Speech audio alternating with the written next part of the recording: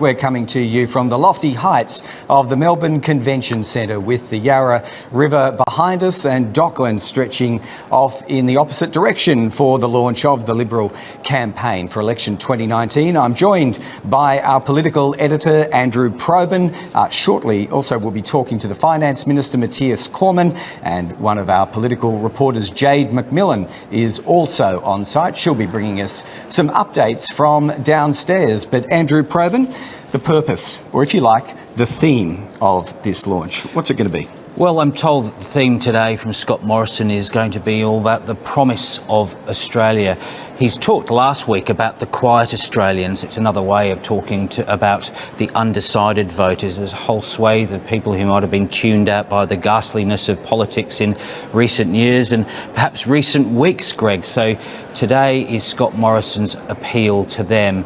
He wants the quiet Australians to quietly protest against the prospect of significant change. What does that tell you? Is that the last great hope that people who are politically, if you like, sleeping, that they wake from their slumber in this last week and for some reason are persuaded by the final arguments? I mean, is that feasible? In some ways it is. I mean, you look at just where we are today. I mean, the last time we had the coalition launching in Victoria was in 1990. This is very much ground zero for the Liberal Party. It only holds 17 of the 37 House of Reps seats.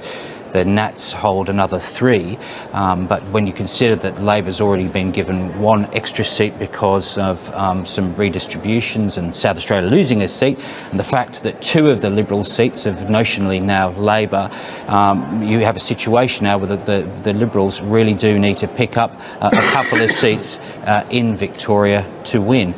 They've got Indi, and they're hoping that they can hold on to Corangamite, which is notionally Labor. OK, we have just under half an hour until, roughly speaking, the Liberal Party and the coalition, we should more accurately say, because this is also involving the Nationals here today. Around 11 o'clock, we're told proceedings will begin. And just as we did last week from the Labor launch in Brisbane, we'll be taking all of that live for you. But before we get to Minister Cormann, who will need to go into the conference venue for the launch very shortly, Jade McMillan is downstairs outside the convention centre. And just a few moments ago, she brought us this update on preparations down there. The environment has been a major issue in this election campaign so far, and these protesters are trying to make sure that their message is heard by the Prime Minister and other members of the coalition ahead of today's campaign launch. The details of this event have been kept tightly under wraps up until this point, both for security reasons and to try to avoid any embarrassing moments less than a week out from the election. But obviously these protesters have had enough of a heads up that they are here today trying to get their message across. The Prime Minister is expected to use today's campaign launch to make a number of new funding commitments, including $4 billion for the East-West Link project. That is a road project that has been very controversial in Melbourne. The state government dumped it after the 2014 state election, but the coalition wants to get it back on track, saying that it would go a long way towards trying to ease congestion in the city. The state government insists, though, that it is still opposed to it. Scott Morrison will also announce $36 million for a new health checkups program to try to better identify and support new parents with perinatal depression. And being Mother's Day, he is expected to be joined by his own mum at the launch here today, along with his wife Jenny and their 2 daughters. There has been a lot of discussion, though, about who won't be here. The Labor Party made a point of putting on a show of unity at its launch last weekend by having former Prime Ministers Julia Gillard and Kevin Rudd both in attendance. We're unlikely to see that today in terms of Mr Morrison's predecessors, Malcolm Turnbull and Tony Abbott. But when asked about this issue earlier this week, the Prime Minister brushed it aside. He says that this launch isn't, in his words, a party hoopla or a chance to pat each other on the back. He says it's an opportunity to try to get his message across directly to voters. Okay, so as you can see, a bit of a ruckus down there where Jade McMillan is at the convention centre, but serenity and calm prevails up here as we're joined now by the Finance Minister and Senate Leader, Matthias Cormann. And Senator, welcome to our coverage. So Jade McMillan reminding us there that the Prime Minister said this is not an event with great hoopla around it.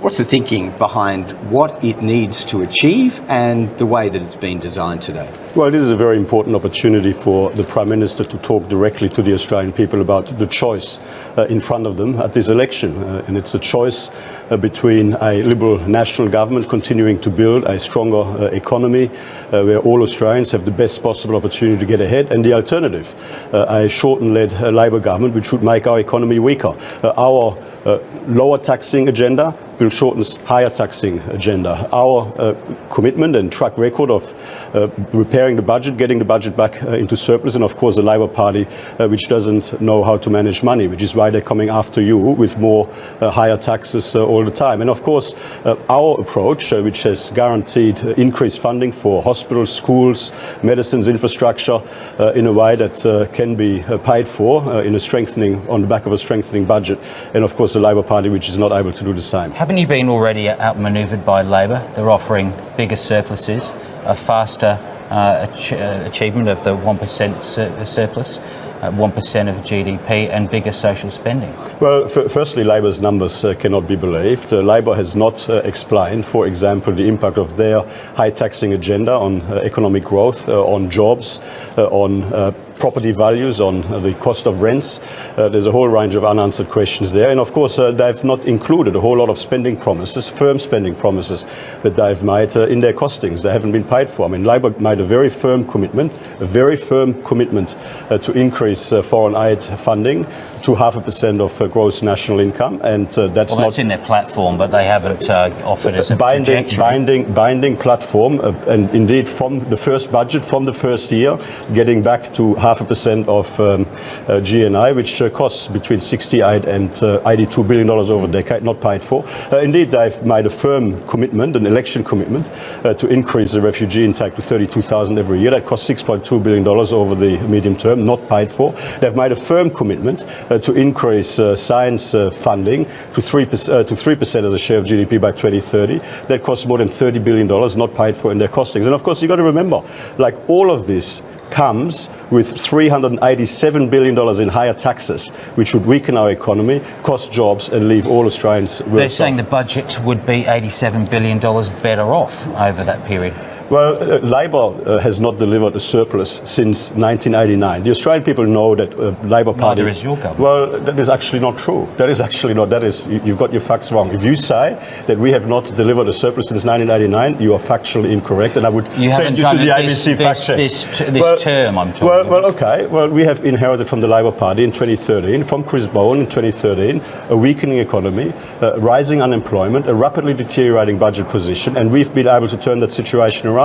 The economy is stronger, growth is stronger, employment growth is much stronger, the unemployment rate is lower, and the budget is now back in the black. I mean, and if you look at our performance against budget, the last 2 financial years, substantially better actual budget outcomes compared to what was forecast at budget time. People know that they can trust our economic and fiscal management. And this is not the time to risk our economy, to risk people's opportunities on going back to Labor's discredited approach in the past, higher taxes, wasteful spending, and indeed a Labor Party which doesn't know how to manage money. So you've spoken about the growth effect of some policies, you've spoken about your ability to over-project the experience of the economy, and yet we got a significant, I'd argue very significant event happened on Friday when the Reserve Bank of Australia came out and said growth in the future might have a 1 in front of it. Can I suggest that not only do we have a weakening economy, but your costings, your budget, as well as Labor's projected figures just may not be there? And here's a very important point. We are facing global economic headwinds. We are facing downside risks in our domestic economy as a result of the droughts and floods and other such events, which is why this is the worst possible time for Labor's high taxing agenda. I mean, to the extent that there are risks in our economy, this is the worst possible time. They say bigger buffers. Well, that is, where does the money come from? The money comes out of the pockets of hard-working Australians. The money comes out of the pockets of retirees. I mean, we've got $387 billion in higher taxes on retirees, on housing, on investment, on income, on electricity, on family business, on cars. I mean, you name it. If it moves, Labor will tax it. And I mean, that is the lazy way of trying to get a budget back into service. Well, let's look at your tax priority. Let's look at the top end. Can you confirm that the better paid, those on over 180,000, get 77 billion in tax cuts under your plan? I note that you are adopting Bill Shorten's and Labor's class war language. What I can confirm is that we are providing income tax relief to all hardworking Australians, that we're prioritising low and middle income earners in the first instance, but that we're also addressing bracket creep, because bracket creep is a punitive, silent thief of people's income. It drags people back. It is a drag on the economy. It leaves the economy worse off. And if we were not to address bracket creep, and if we did not provide income tax relief and the right incentive and reward for effort for all working Australians, the economy would be weaker as a result. The Labor Party knows this. The Labor Party is, You could index bracket creep, index thresholds to get rid of bracket creep. Instead, you've got, under your plan, you will have people under 45 being paid 45,000 and 200,000 paying exactly the same rate of tax. You know what? The big lie that the Labor Party has been trying to perpetuate in this campaign as part of their class war attack on Australians is that they're trying to suggest that a Liberal national government would shift the income tax burden from high-income earners to low-income earners. That is an absolute lie. Under our plan, fully implemented, our plan for income tax relief for all hard-working Australians, the top 5% of Australian income earners will continue to pay a third of all income tax generated in Australia. The top 20% of income tax earners will continue to pay 60% of all income tax earners, of all income tax generated in Australia. So the Labor Party, in their desperation of turning Australian against Australian, are perpetuating a lie on the Australian people. Do you deny that your plan does erode the progressivity of Australia's tax scales? I absolutely deny it. It's not true. It is a Labor lie. It's ill policy that people on 45,000 and 200,000 will pay the same rate of tax. Well, and you know what? Somebody on 200,000 will pay substantially more tax than somebody on 45,000 because, of course, 30% on 200,000 is substantially more in dollar terms than 30% as the marginal rate that applies for somebody on 45,000. But listen to what I've just indicated to you. The top 20% of income earners in Australia will continue to pay 60% of all income tax generated in Australia, as they are doing today. So the progressivity of our income tax system is absolutely maintained in our tax plan. But what the Labor Party is trying to do is they're trying to make people worse off. They want the silent thief that is bracket creep to go after hardworking Australians, like the guy that Bill Shorten misled up in Gladstone when he was explaining to Bill Shorten that because he and his colleagues work hard and do overtime and try very hard to get ahead, why should they be penalised with ever higher taxes? And he said to him, oh, we'll look at that. You accused the Labor Party of being wasteful. You today are throwing $4 billion at a project, the East West Link, a project that the government doesn't want to build. Is that not also wasteful? You ask people in the relevant parts of Melbourne whether they think that is wasteful. It is a key piece of very important economic infrastructure, which was independently identified by Infrastructure Australia as a very important infrastructure priority. It is designed to bust congestion. It's designed to improve productivity. It is absolutely a necessary piece of infrastructure. So what underpins this offer then, if there is no matching commitment by the Daniel Andrews government in Victoria, the proposition is what? That the Commonwealth picks up the 4 and the private sector... We want to get on with it. We think it can be fully funded out of a combination of federal funding and indeed private financing arrangements because it is such a good, sound, solid economic piece of infrastructure. Now, what we're saying to Daniel Andrews here in Victoria, we understand that you don't believe this is a priority. Well, get out of the way. A lot of Victorians, a lot of Melburnians want to see this project built. Daniel Andrews spent $1 billion not to build a road. $1 billion of taxpayers' money not to build a road. What we're saying to the Andrews government, this is a very important piece of economic infrastructure for Australia. get out of the way, let us get on with it, and we can you just give us the necessary approvals at a state level, and we can get this important project built. Was it wise to adopt a small target strategy for this policy, just to make it a referendum on Labor's plans? Well, I completely disagree with that characterisation. I mean, we've got a strong track record when it comes to building a stronger economy, making sure that Australians have the best possible opportunity to get ahead, that Australians are safe and secure. And, you know, we are going to this election saying to the Australian people, look at our plans, look at our track record, look at our plan for the future. And we're saying to the Australian people, this is not the time to risk what has been achieved. This is not the time to risk our economy, our country, on the high taxing and reckless agenda of Bill Shorten. You also seek forgiveness, don't you, for the last 3 years of dysfunction? Well, you look at what we've achieved. We inherited a weakening economy, rising unemployment and a rapidly deteriorating budget position. We inherited chaos at our borders.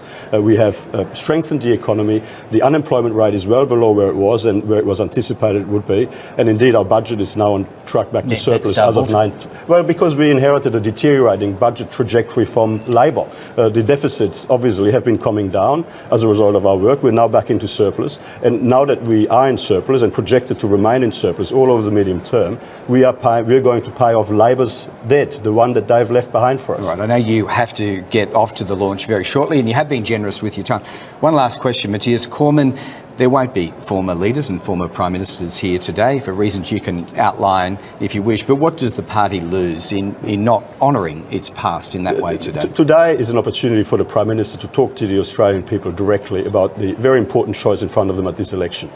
This is an election where the Australian people get to decide between our plan, which will deliver a stronger economy, and Labor's plan, which would deliver a weaker economy. Our plan for lower taxes to keep Australians safe and secure, and indeed Labor's plan for higher taxes, and indeed a plan from a bunch of people who don't know how to manage money, as they've proven again and again in the past. All right, well, we might wrap it up at that point because I know you do have somewhere else to be. Matthias Cormann, best of luck for the last week of this campaign. Always good to talk to you. So the Finance Minister and Senate Leader, Matthias Cormann, he's joining us here in the Convention Centre. We're up on level 1 and at, roughly speaking, 11 o'clock, we should start to see pictures from inside of the launch venue, and we'll be going to that.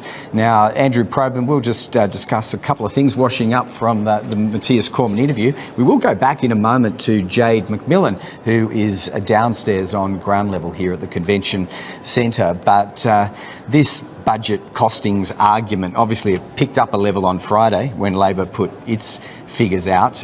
It's never the twain shall meet, though, it's always like that. We have a situation where we've got an opposition for the first time in anyone's memory has released its costings a full 8 days before the election day. Now, what does that tell you? It tells you that A, they're proud of it, B, they think it's tactically smart to do so because they are boasting bigger budget surpluses. They are boasting that they can get to a surplus of 1% of GDP 4 years earlier. But are they all tarred with the same brush? This is the question we just put to Matthias Cormann. Exactly. 1.7% growth, says the RBA. That can't be reassuring to either the current Treasurer or the would-be Treasurer in Chris Bowen. Well, it shows you that no matter who wins on May 18, they will inherit an economy that is struggling. The RBA didn't touch interest rates.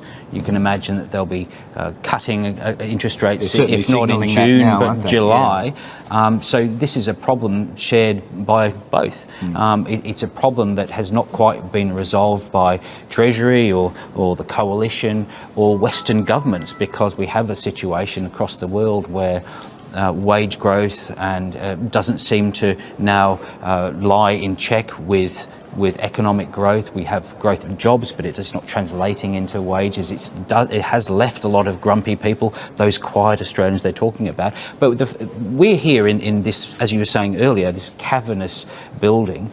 Matthias Cormann was talking about Scott Morrison talking directly to Australians. Well, how does he do that from a tiny little auditorium? So it's going to be interesting. They've actually chosen the biggest venue in Melbourne, I think. Now, there was talk last week that the Liberals, or the Coalition, I should say, because this is is actually the coalition campaign launch, but that the Liberal Party would choose a venue out in the eastern suburbs, perhaps, you know, Aston, Casey, Deakin. These are the problem seats for the Liberal Party. The fact they've come here suggests that they were worried about security, and we do have a lot of folk outside. There is a bit. Since you mentioned it, Andrew Probyn, why don't we cross now to Jade McMillan, who is just outside the main entrance doors to this convention centre. And again, Jade, just as you reported earlier, you're not getting any quieter down there, with security keeping a watchful eye also. Yeah, it's pretty busy and very noisy, as you said, here outside the Melbourne Convention Centre. These protesters have been here for quite some time trying to get their message across. I'm not sure if you can see, but they are holding Stop Adani signs, also signs with other environmental messages, and also trying to point to the expected absence of Tony Abbott and Malcolm Turnbull from this event. Now, they have been trying to heckle some coalition MPs and supporters as they have entered the building behind me, and as you can see, they are trying to, I suppose, maximise the huge amount of media attention that comes with a launch like this so close to the election. Now, details of this event were kept pretty tightly under wraps up until this point, both for security reasons and also trying to avoid any potentially embarrassing moments so close to the election. But yeah, the protesters here are expected to be here for quite some time. There is a lot of security around, keeping an eye over it, as you said. Yeah, Jade McMillan, thanks so much for that update from outside the convention centre. And the security was both predictable, Andrew Probyn, but also unmissable upon arrival here. And as Jade points out, I think this goes to the point, doesn't it, that the coalition always has well-founded fears about the ability of the ground army, whether it be union-backed or just organic, to show up to campaign against it in ways that there's no matching ground army that can easily be dialed up against Labor. Oh, that's right. We even came across some militant grandmas on the way here. It's Mother's Day after with signs saying that they would rather climate change action than breakfast in bread. I thought that was rather miserable. Anyway, they're sacrificing their Mother's Day morning and breakfast in bed to join the people that Jade McMillan was just reporting on outside this venue. Now, Andrew Probyn has already sprinkled the names of some Victorian seats into our pre-launch coverage this morning. We do actually want to drill a little deeper into the electoral mood here in this state. So to do that, we are joined here by our state political correspondent, Richard Willingham. And Richard, you, as much as anyone, have been watching that band of particularly metropolitan Melbourne seats, and it can't be by accident that the coalition has chosen to launch here today. What's your latest reckoning on what's at risk, or in fact what they're even trying to sandbag and shore up here in Victoria? Well, if you just look at that announcement this morning from the Prime Minister for the East West Link, $4 billion, that really going to appeal to the seats like Deakin, Chisholm, those seats in Melbourne's West that are on the Eastern Freeway and that are going to go into this future tunnel should it be built. I think that's the area. It's the East. It's all sort of behind us here is the areas they're worried about. And they've also got problems in their traditional seats. So seats that are 12%, 7%, they're actually talking about these being in play. Josh Frydenberg's having to fight for his seat in Kooyong, which is, this is the home of Menzies. This is seats that are safe. And you're talking about seats that 7 to 12%. Well, in fact, they are in play, seems completely ludicrous. But you go back to November, and it was we had massive swings against the Liberal Party. It was a complete bloodbath in some of these seats, and no one saw it coming. And it was there is a change of demographic here. There's more sort of apartments being built. People talk about Richmond moving over the Yarra into Hawthorn, which is the state seat went, and that's in Hawthorn, in Kooyong, I should say. But there's also these issues like climate change keep coming up in these electorates. The pictures of the Prime Minister holding the lump of coal in Parliament.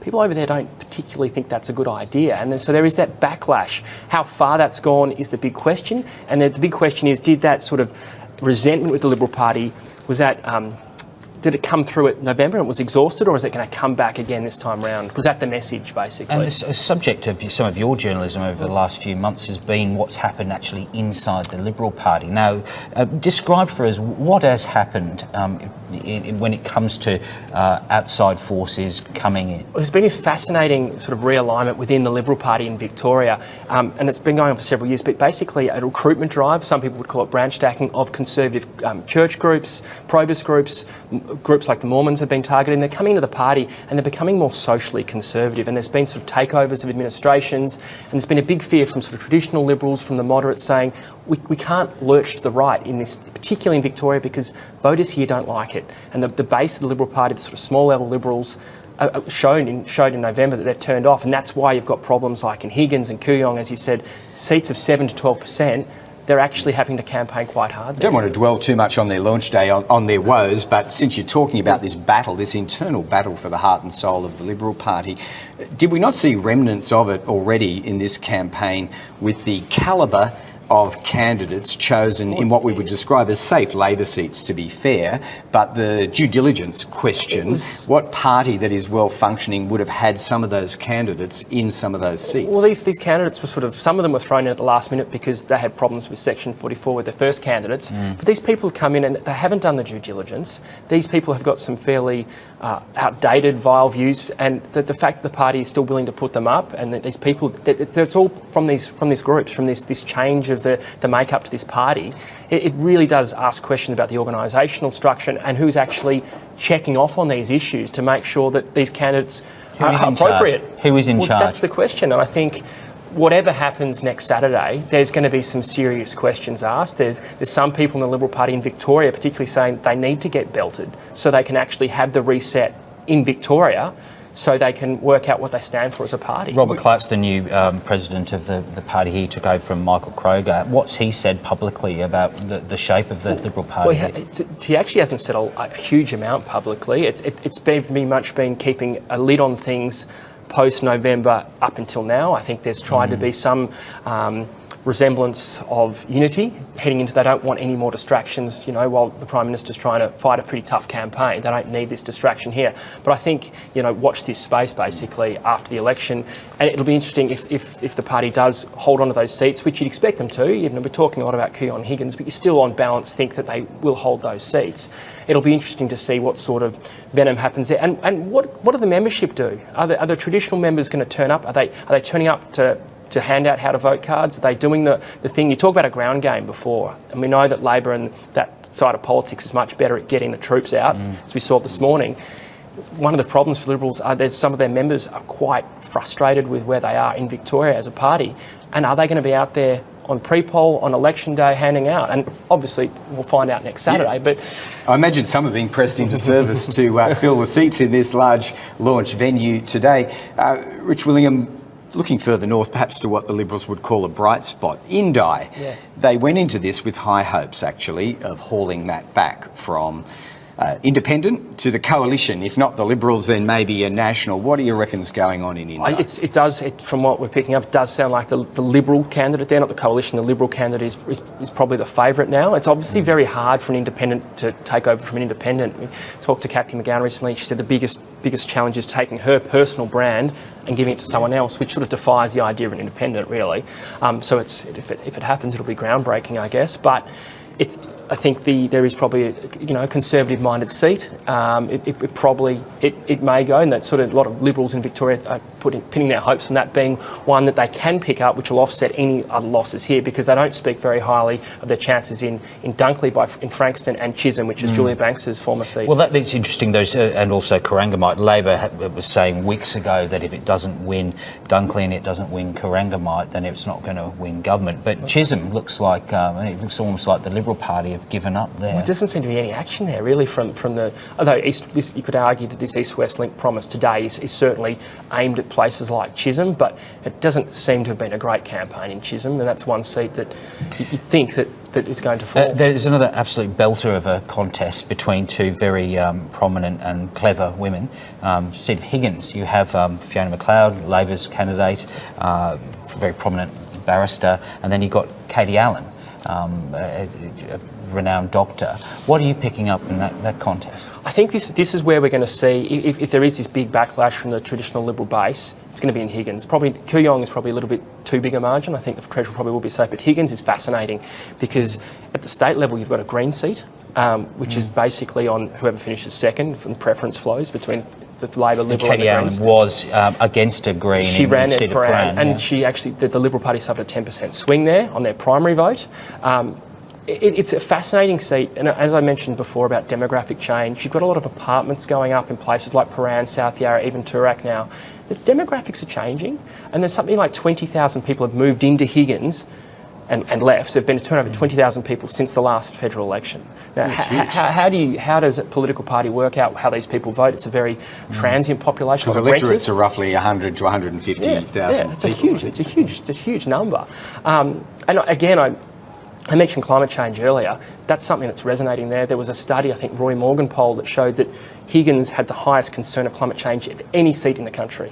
Labor, Liberal, Green, whatever, it was in Higgins. And so that's an issue that the Liberal Party is aware of that. They're putting out their campaign material is about their climate change policies.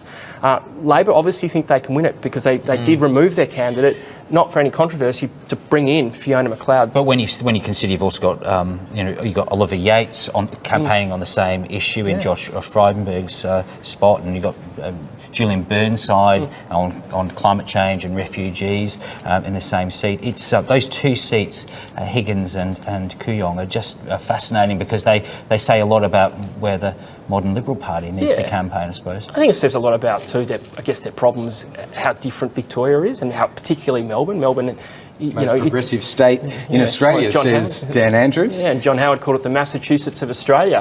And we might see two different, and it makes it hard for both political parties. How do you campaign in North Queensland and also campaign in Melbourne on issues like Adani and coal mining? So a fascinating one. But just on Higgins, the Greens aren't without a chance there too, because you can get a situation, whoever finishes second between Labor and the Greens could, on each other's preferences, win the seat. So the Greens certainly talking up their chances there, especially now that there's no Labor candidate in Melbourne, so they can move resources around.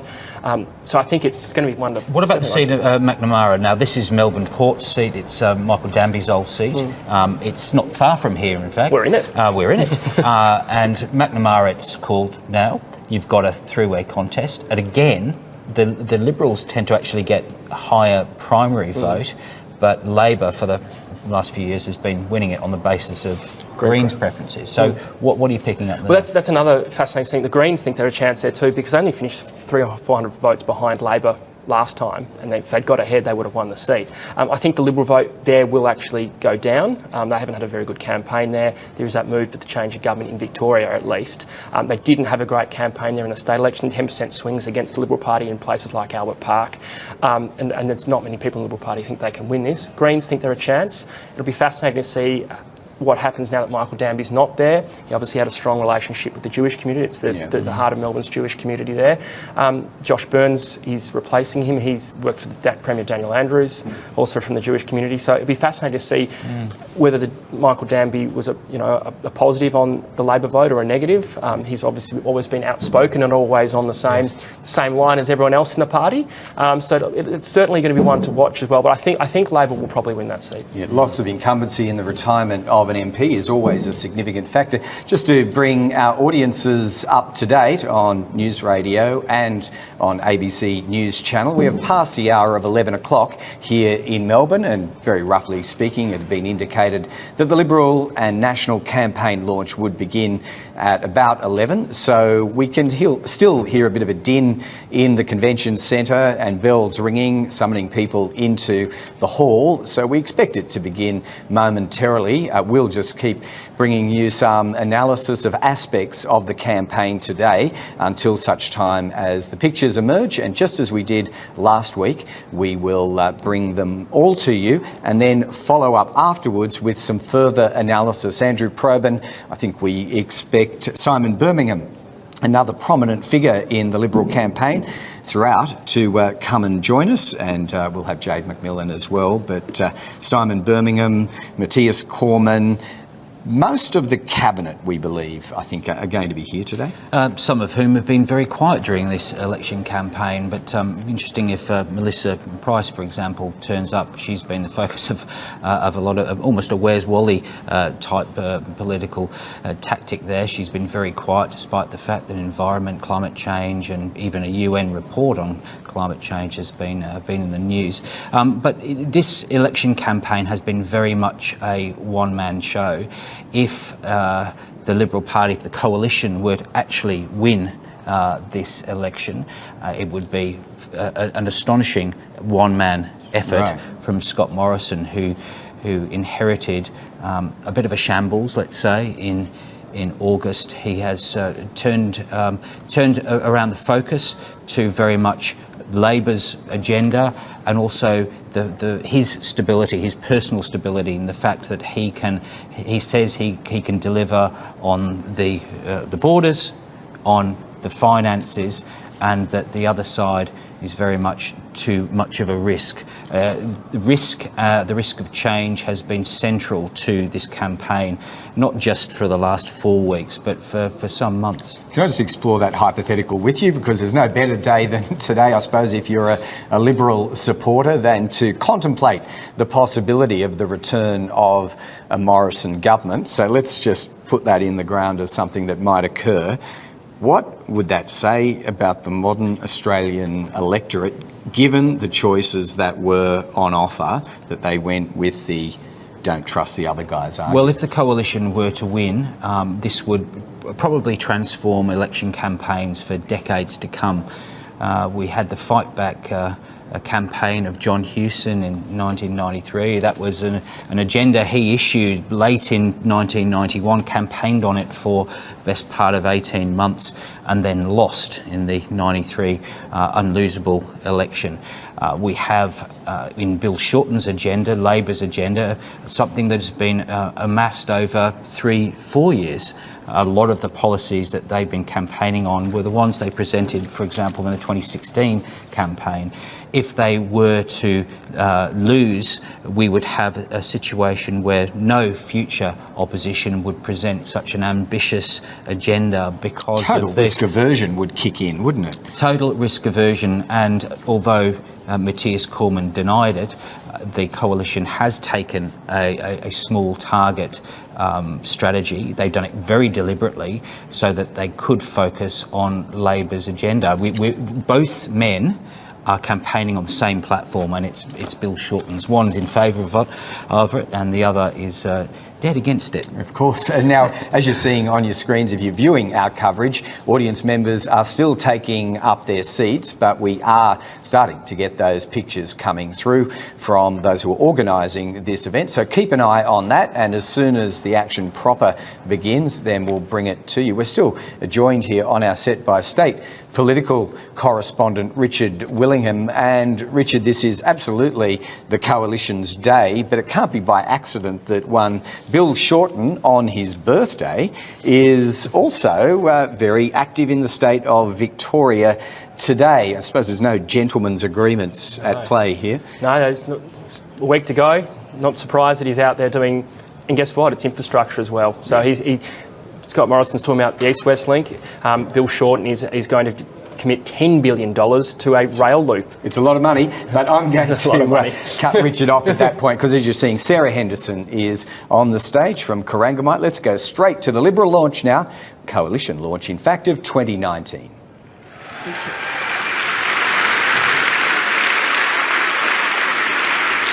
I'd like to begin by acknowledging the traditional owners of the land, the Boon Wurrung and Wurundjeri peoples of the Kulin Nation, and pay respect to their elders past, present and emerging.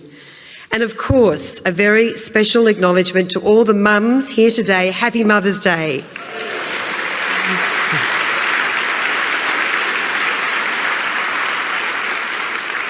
We also remember the mums who are no longer with us, like my wonderful mother Anne. Today is about the future. Today is about families, about communities, about our children. Today is about our country. This election is so important. Polling is already underway. And each and every day, Australians are deciding who they trust to deliver on promises made, who they trust to keep them safe, to keep our borders secure, who they trust to ensure a strong economy and a secure future. And ladies and gentlemen, we know that only a Liberal national government led by Prime Minister Scott Morrison can do all these things.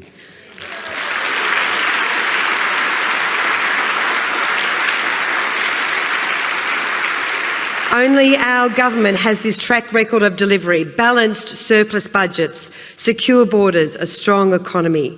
Because, friends, without a strong economy, you can't pay for services.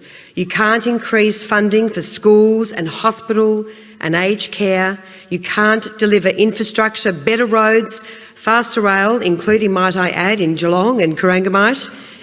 And you can't invest in a secure future. Trust is important in politics, and at this election the choice could not be clearer. A choice between our leader, the Prime Minister Scott Morrison, and the bill Australia cannot afford. Ladies and gentlemen, how good is Scott Morrison?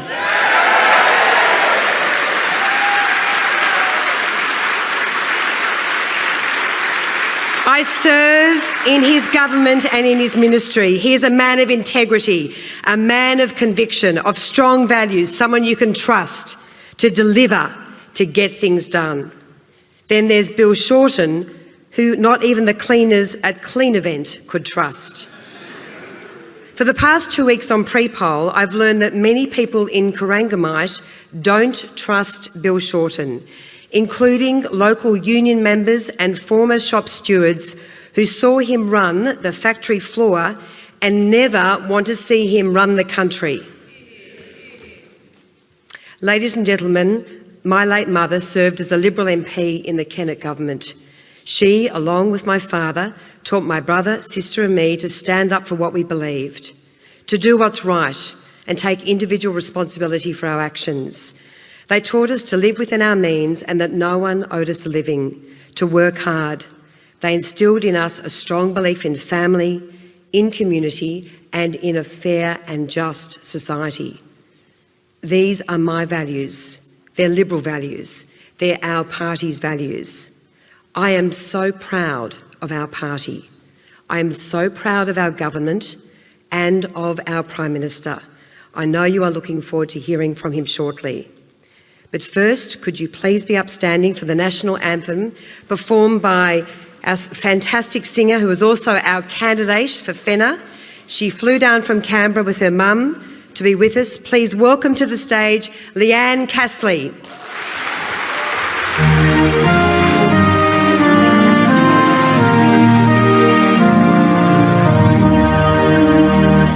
Australians, all let us rejoice, for we are young and free. We've golden soil and wealth for toil. Our home is girt by sea. Our land abounds in nature's gifts of beauty, rich and rare. In history's page, let every stage advance Australia fair. In joyful strains, then let us sing, advance Australia fair. Ladies and gentlemen, please welcome the Deputy Prime Minister of Australia, Michael McCormack.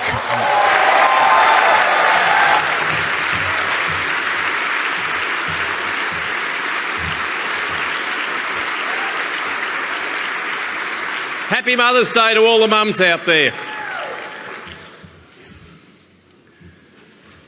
The Nationals and Liberals have a relationship built on mutual understanding and respect, dating back many, many decades. When I sat down with Scott Morrison after he became Liberal leader last year, we discussed our priorities for the people we represent. And at the top of both of our lists was one word: Just one word: drought. Right from that first moment, right from that very first point, he understood. He got it. Within days, he was heading to the Queensland town of Quilpie. His first trip on the Monday of his first week as Prime Minister. Almost as quickly came the next stage of what it now amounts to more than $7 billion in drought assistance measures, the largest this nation has ever seen. Then, just like that, drought turned to flood, ravaging northern Queensland. And again, Scott Morrison was there to act, cutting through the bureaucracy and the process to provide another $3.5 billion in crucial measures. That's a Prime Minister who gets it. That's a Prime Minister who acts. Doesn't wait, gets on with it and acts. It's a person who gets things done. He sees a problem and he finds a solution, unlike our opponents who are great at making problems and then making others pay for them. Of course, you don't find $10 billion just like that. It's big money in anyone's language, and you need to have a strong economy to pay for those things. We found it because the Coalition, all of us, believe in running a strong economy. When the needs are greatest, we can afford to act. While we're two separate parties, we have always sought to act in the best interests of those who elect us to lead the government of the greatest nation on earth. This fundamental principle is what has bound the Liberals and the Nationals for so many years in coalition. It's the most successful political partnership in Australia's history. Scott Morrison, Josh Frydenberg, Bridget McKenzie and I have our robust discussions about issues important to each of our parties. We do. But we do so efficiently. We settle on an outcome and then we go out to ensure that the decision is delivered the right way for all Australians. We've done it together, and together we have delivered. It's a process that has now seen more than 600 government initiatives delivered, which focus on creating jobs, which focus on driving economic activity. All have a real impact on people in regional Australia now and into the future. Since the Liberals and Nationals were elected in 2013, we've delivered more than $33 billion for projects, programs and communities in regional Australia, a record by any measure. While we're proud of what we've delivered, we know there is much more work to do. It's now less than a week until polling day, and from what we've seen, Labor does not have a plan for regional Australia. Nothing. Not a plan, no vision. Regional Australians aren't on Labor's radar. Labor doesn't understand, nor Labor, sadly, doesn't care about regional Australians. Bill Shorten would hit regional households with billions of dollars in new and higher taxes. The risk is real.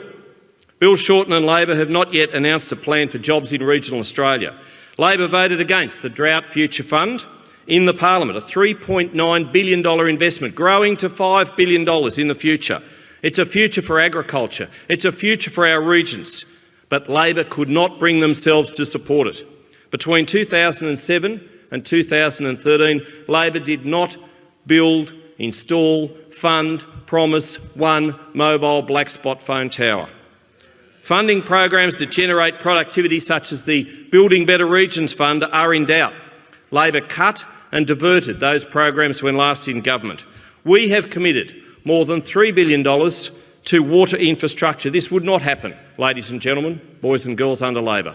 Labor would expand damaging Queensland-style vegetation management laws right across the country, hurting Australian farmers. There are still many unanswered questions on what Labor's new laws would entail and how they would have an impact on Australian jobs, Australia's economy. I say to farmers, we value what you do. Thank you for what you do. And I'm proud to be in a government which wants to ensure Australian children, all children, know where and how their food and fibre, the best food and fibre in the world, comes from, and that is Australian farms. Labor wants to shut down, yes.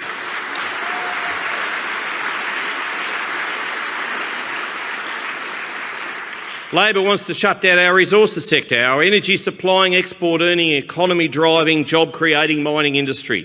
We want to back those who work in our primary industries, those who live off the land. Indeed, the Nationals and the Liberals back all regional people and all Australians, and we do it every day. We have a plan to keep delivering.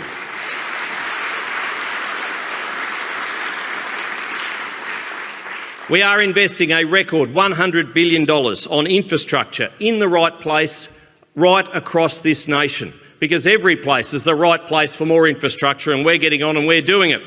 We want all Australians to be their best selves. We have the plan, we have the passion, we have the positivity, and we have the Prime Minister to do just that. Thank you very much.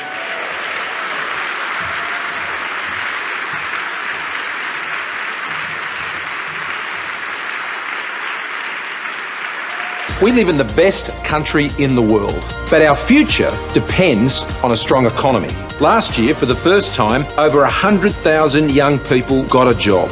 We're delivering tax relief for millions of families and small businesses, and the first budget surplus in more than a decade. There's more to do, and now is not the time to turn back.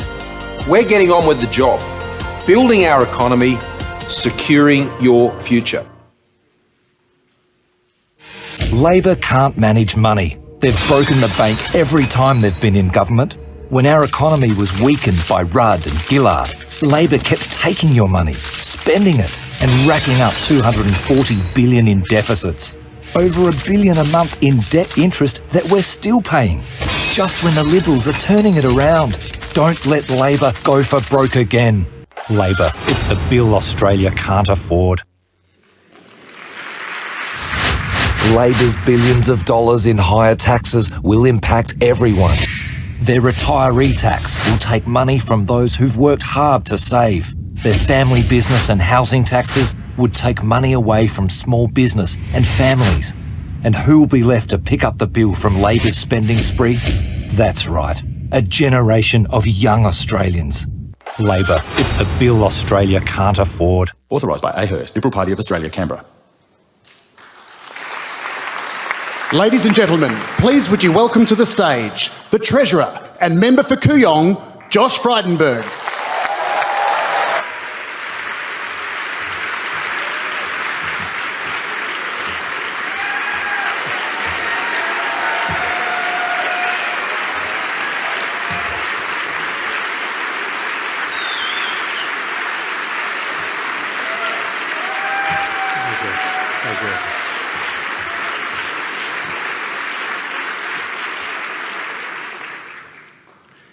Well, welcome Prime Minister, your mother Marion, your wife Jenny, your beautiful girls to Melbourne, the city that never sleeps, that has 4 seasons in one day, and that tragically and sadly has seen another Carlton loss to Collingwood. But as a long-suffering Carlton supporter, we say we're 15 years into our 5-year redevelopment plan. A particularly warm welcome to all the mothers in the audience and my mum and my wife. I promised you a small, intimate, special event on Mother's Day, and here we are.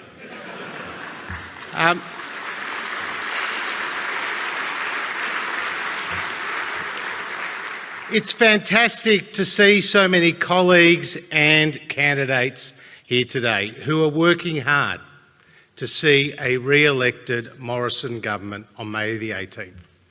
You're all busy door knocking, phone canvassing, letterbox dropping, putting up your posters everywhere on every street corner.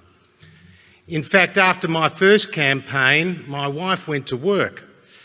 And one of her colleagues said to her, "Amy, I see your husband's photo everywhere in the electorate. Is he a real estate agent?" No, he's a politician. And I know that when you are door knocking, you have to be thinking on your feet. Which reminds me of the story of one of our coalition colleagues who was enthusiastically spreading the Liberal message here in Melbourne. And they were door knocking and they got to the front of the house, and as the lady came to the front door, they looked behind them and they realised they had stepped on a freshly cemented path. So they put out their hand to the lady at the front door and said, "Hi, I'm the local Labor candidate." But ladies and gentlemen, this election is not about us. It's about the Australian people and the very clear choice that they and their families have at this election. In the blue corner, under Scott Morrison, you have a coalition government that has delivered a record number of jobs, with more women in the workforce than ever before and more young people who have got a job over the last year than ever before.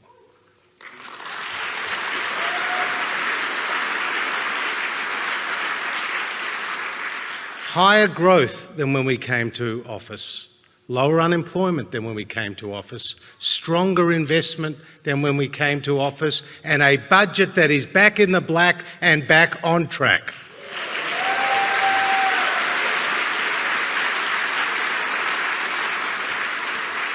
And we are delivering all that people expect of governments, including record spending on essential services, without increasing taxes.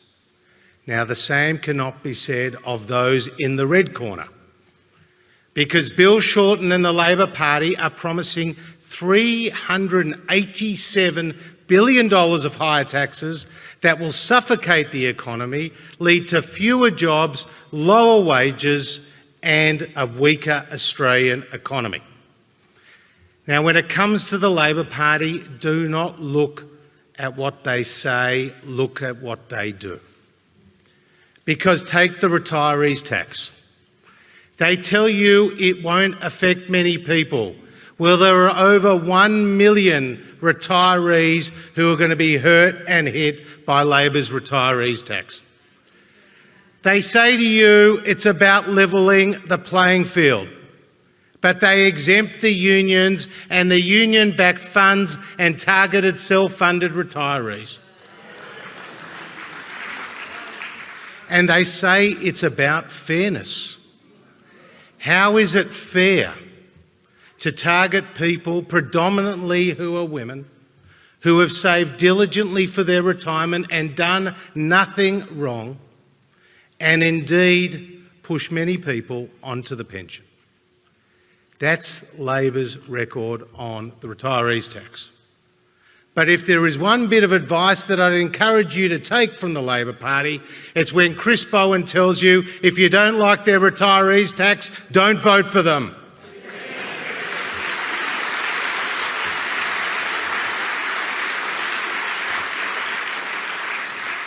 And take their housing tax, conceived at a time when the housing market was going up, and recently it's been going down. And again, Bill Shorten looks down the camera and says it doesn't have any appreciable impact on the market. Well, we've heard from the Master Builders Association that Labor's housing tax will cost 32,000 jobs and see 42,000 fewer homes being built. And anybody who owns their own home will see it worth less under Labor, and anyone who rents their own home will end up paying more under Labor. Take their policies and their taxes on superannuation. Bill Shorten looked down the camera and told the Australian people he had no plans for higher taxes on super, and we know that he's got $34 billion of higher taxes on super, including making it more difficult for mothers to take time out of their workforce and then to raise a child and to put additional money into superannuation. They're going to lift their taxes on family businesses, and they're going to lift taxes on income earners to the point that even Paul Keating said was too punitive and said that the Labor Party had lost the ability to speak to aspirational Australians. You see, ladies and gentlemen, this is no normal election. This is an election which will shape the future of our country. And we on the coalition side, led by Scott Morrison, believe in lower taxes. The Labor Party know only one answer to every question, and that's higher taxes. So this election, on May the 18th, the choice for 25 million Australians could not be clearer. Vote for Scott Morrison and the coalition government for a stronger economy and a brighter future. Thank you very much.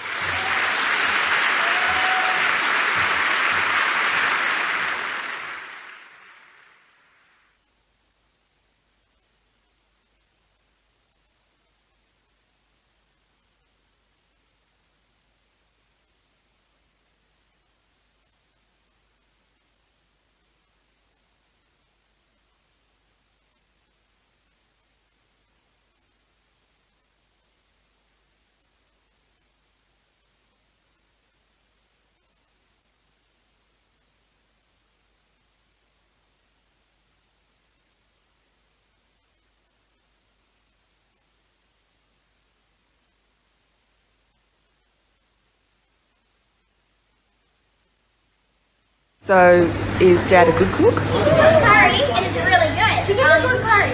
He can cook spaghetti bolognese, which is pretty good. Boiled eggs. So, is there anything that Dad isn't good at cooking? Banana pancakes on Mother's Day. Oh, yeah. They were disgusting. Yeah.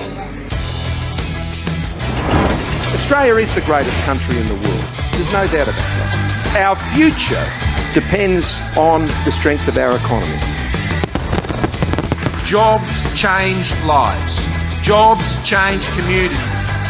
I'm making this pledge that we will build our economy to secure your future because people matter. Thank you very much.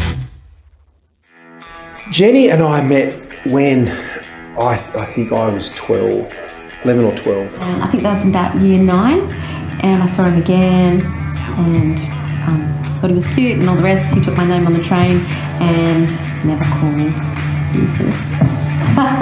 You know, it's all a bit sort of corny, but I remember, I saw her and, that's it. I was smitten.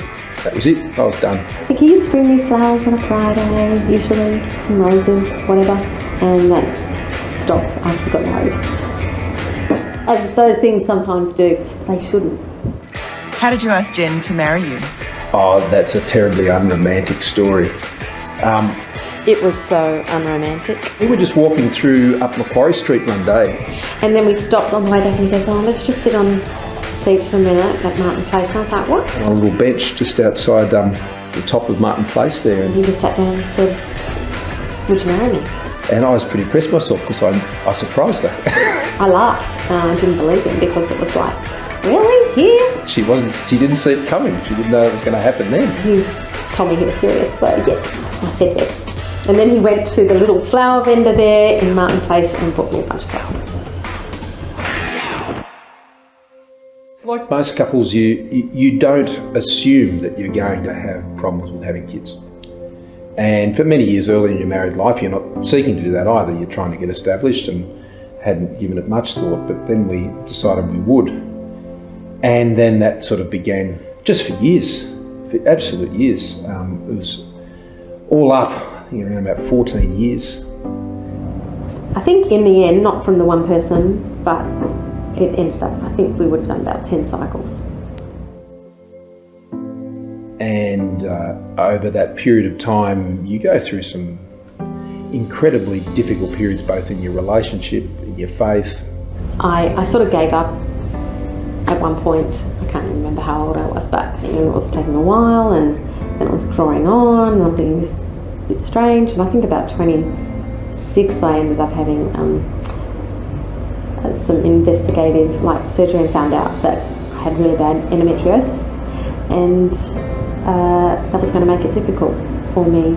I desperately wanted to be a parent also, but I didn't want it to destroy our lives as well together. And at some point you sort of have to try and imagine life without having kids, and that was a very painful thing to do. And I got a pregnancy test and went home and did it, and I could not believe it. I saw the results. I was in disbelief. I went to Scott and I said, so, and he's going, what does that mean? And I'm like, he goes, you're pregnant? And I'm like, yes, apparently. You know, I've referred to Abby in my maiden speech in the Parliament as our miracle girl, and I always think of Lily as just the blessing, having your cup overflowing. I'm still blown away, and when Lily came along, I remember just laughing. That's how special it was.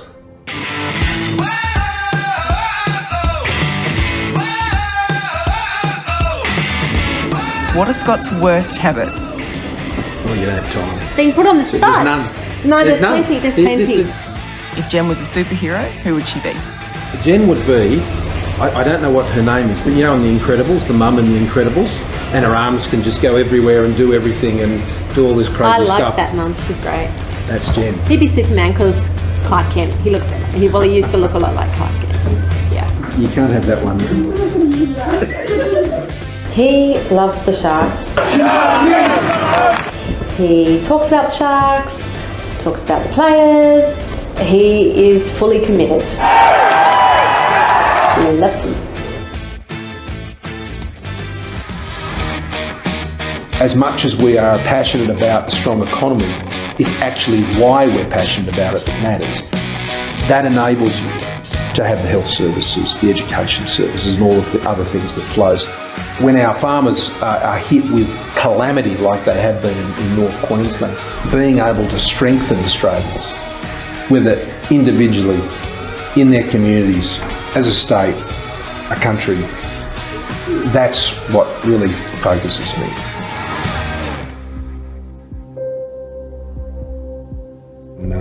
Jen's brother Gary was diagnosed with MS many years ago, and Gary was a fit, strong fireman raising 3 young boys at the time, and over years we just saw all the things that he loved in life so much he could no longer do them. And while he showed great grace in how he dealt with that, it's sort of a double hit, because it was not only that he couldn't do it, he couldn't do it with his boys.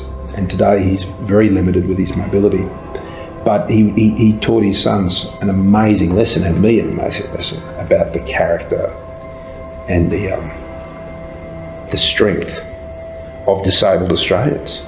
They know stuff that we can't pretend to know. The reason I support the NDIS, and I know it's not perfect, is because what it's designed to do is for people like Gary who want to have a go and want just those supports and other things to help them have the life they want to have. It enables them to do it. It's not compensation, it's not welfare, it's about enabling people with disabilities to live the life they want to live despite their disability.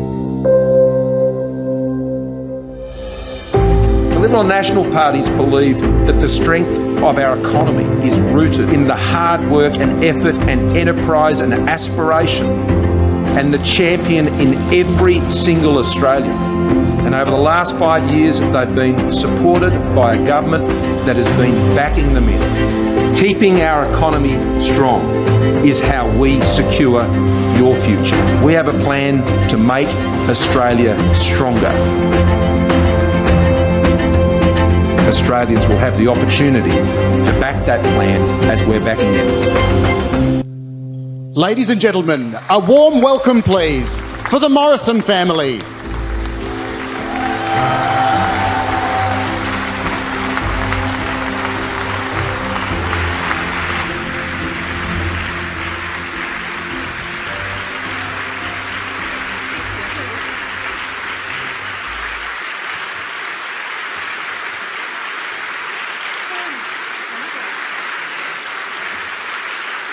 Better step up.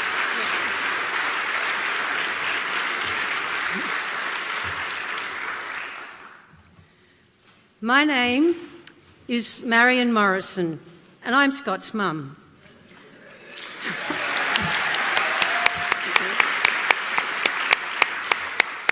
You already know Jenny and Abby and Lily, and now I'd like you to welcome my son and my husband. Our dad.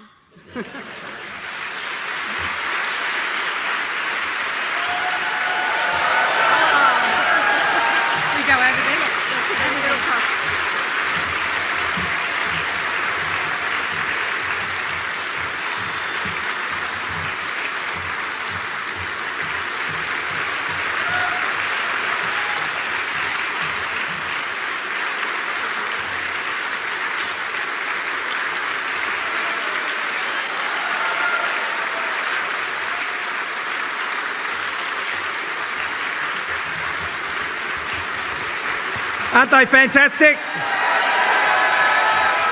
How good's Mum? How good's Jenny?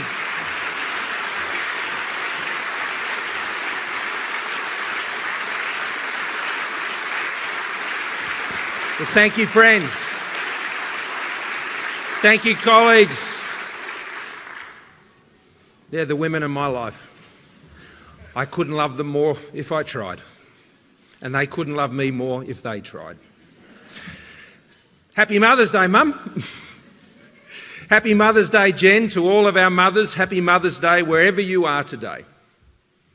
Today is a day when our hearts are especially focused on family and, of course, our mums. For some, it is a very sweet memory.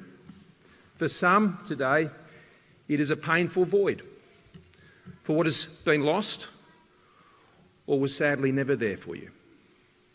For the fortunate, it is the warmth of the mum's embrace that simply says, everything will be all right, I love you. Our mums speak of the surety of selfless love, the most powerful force in the universe. My brother Alan and I, we grew up in a loving and very happy family with our parents, Marion and John. Mum and Dad have been hopelessly devoted to each other and married for 56 years and counting. They actually grew up in the same street. Today, Mum cares for Dad, who is sadly too frail to travel today. But I know Dad will be up there listening to us today and be with us here today. We all lived together in a house we shared with Dad's aunt, who owned the house, and he invited Mum and Dad to come and live with her, had separate flats in the house that they made when they got married. Buying a house has never been easy. My brother and I were still sharing a room together in that house when he was at university and I was at high school. You can imagine how thrilled he was about that. We went to public schools like Jenny and her older sister and her brother did, and we had great times together in our family. We knew the same disappointments and joys and challenges of so many other families. Not long after I turned 1, Mum went back to work, juggling all her commitments with a lot of help from family, particularly our grandparents. Mum and Dad both had to work hard to give Alan and I the choices they wanted for us in life. They saved, they planned, they sacrificed, and they also served. Mum ran the local girls' brigade at our local church every Thursday and Friday school night for 45 years.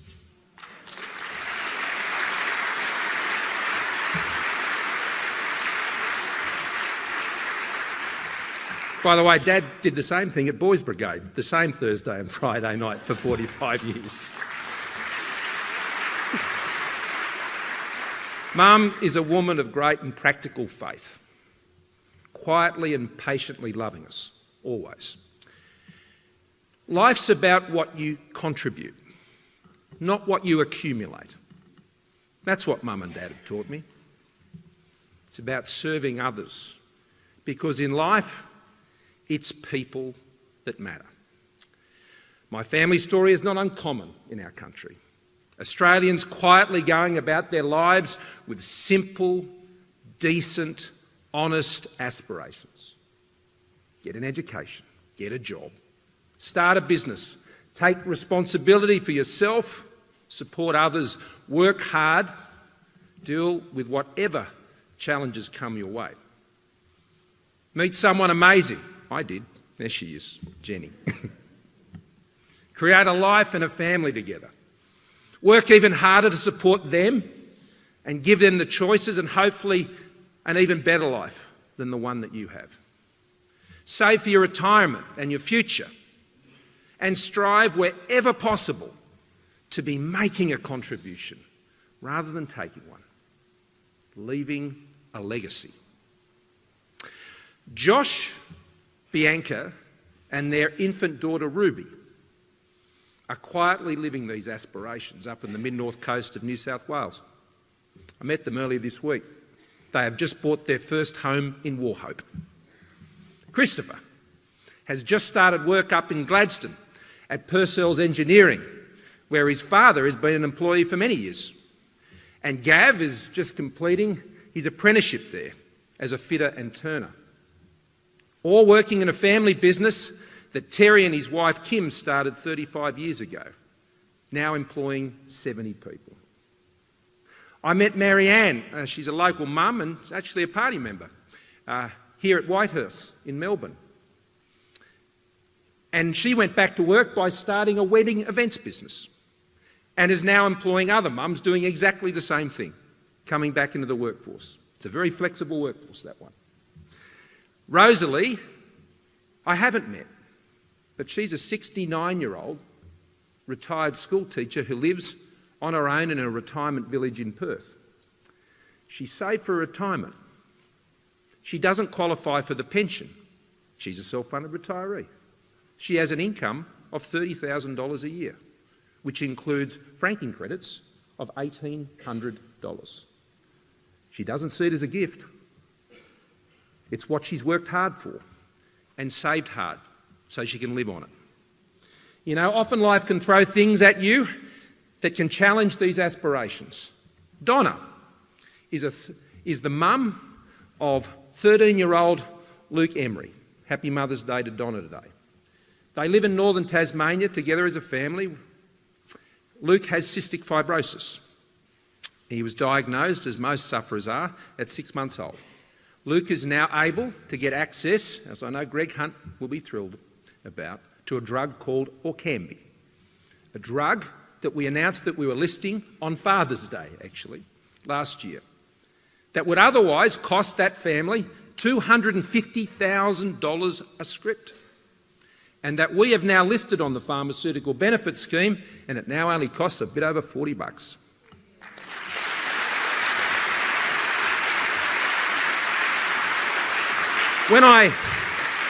When I saw Luke the other week, it was just after his birthday down in Tassie, and he told me he could now run with his mates and not get breathless. How good's that? The drug will add at least 20 years to his life, and you should see the smile on Donna's face.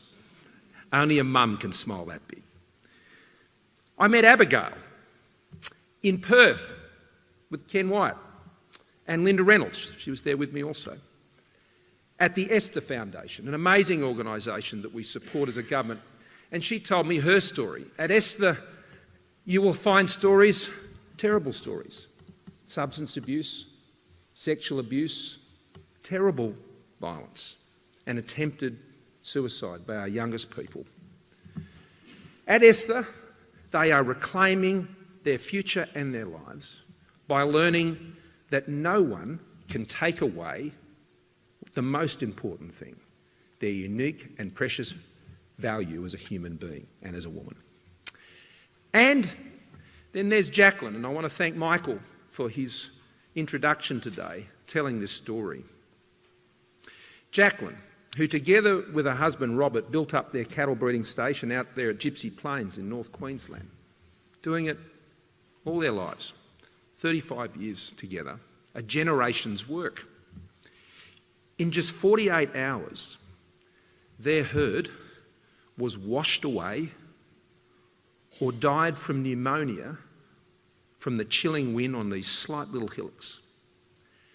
And as I stood with Jacqueline over the rotting stench of those carcasses, we just hugged. I would not leave there without her knowing that we and I would stand with them and all those impacted to rebuild, and we are, and they know it.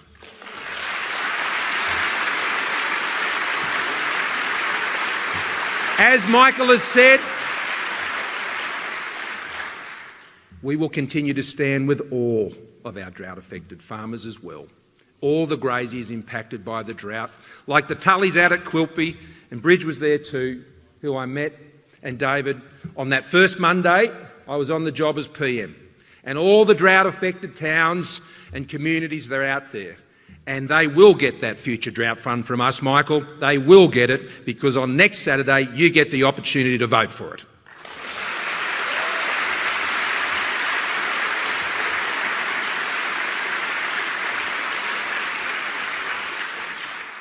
So, when you meet and hear people like this, as I've been doing, you really understand why Australia is the best country in the world to live. But I got a tip. I got a tip for you. I believe it's even more than that. I believe that Australia is a promise to everyone who has the great privilege to call themselves an Australian. And you know what that promise is? We know it. It's the promise that allows Australians quietly going about their lives to realise their simple, honest and decent aspirations. Quiet, hard-working Australians. An Australia where if you have a go, you get a go. Where you're rewarded and respected for your efforts and contribution. An Australia where you are accepted and acknowledged, regardless of your age, your ethnicity, your religion, your gender, your sexuality, your level of ability, or your wealth or your income. An Australia where you can live in an economy that enables you and your family to enjoy the best living standards and be able to plan for your future with confidence. A country where you can live in an environment that is clean and healthy and the envy of the world. A country where if you or your family, God forbid, get sick, you'll get access to world-class and affordable health care. A country where your children get the best possible start in life, a great education, and can grow up safe. A country where older Australians are respected, where their savings are secure, and they get the help they need and the recognition they deserve. A country that honours the service and sacrifice of all those who have gifted us our freedoms. And to any veterans here today, any serving men and women here today, thank you for your service.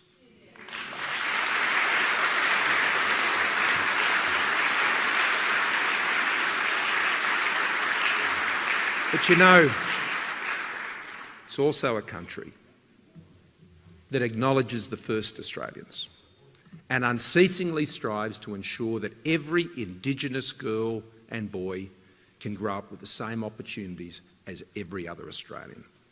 That's the promise. And you know, it's so much more.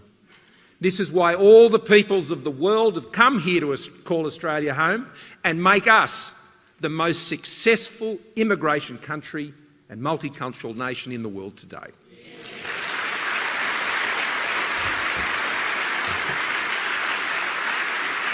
That's the promise of Australia, friends. To all the Australians listening, that's the promise of Australia. A hard-won promise provided by the generations that went before us and must be improved by us in this current generation to pass on to those generations that will follow. And you know, there is no one to whom this promise of Australia is more entrusted to than the person you elect to be your Prime Minister.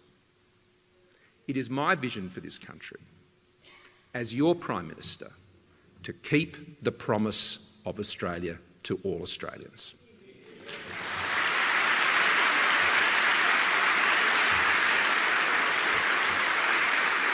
So I want to talk to you a bit about the future today.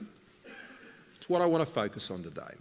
About how together with Michael and the Nationals, together with Josh and our whole team and the whole team that's with me here today, moving forward, that if you vote Liberal and Nationals next Saturday, which is what we're asking you to do, this is how we'll keep that promise. And you know, it all begins with keeping our economy strong. A stronger economy where people have the confidence to invest more, to employ more, to invent more, to work hard. Because people matter, as Mum said, a stronger economy matters. Because the economy is what people live in. It's real. You know, countries with weak economies do not have good hospital systems. They do not have a reliable pension. They do not have affordable medicines. They do not have Medicare. They do not have Headspace. They do not have a fully funded national disability insurance scheme. They are not increasing investments in their public schools and aged care. By 2030, around 800,000 more Australians today will be on the age pension. They'll be depending on a stronger economy.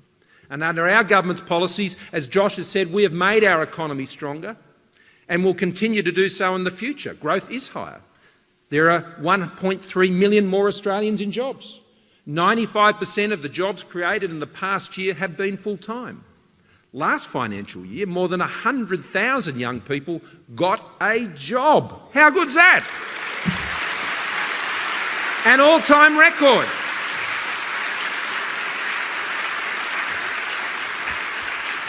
And as in particular the 7 women in my cabinet know, female participation is at record highs under a Liberal national government.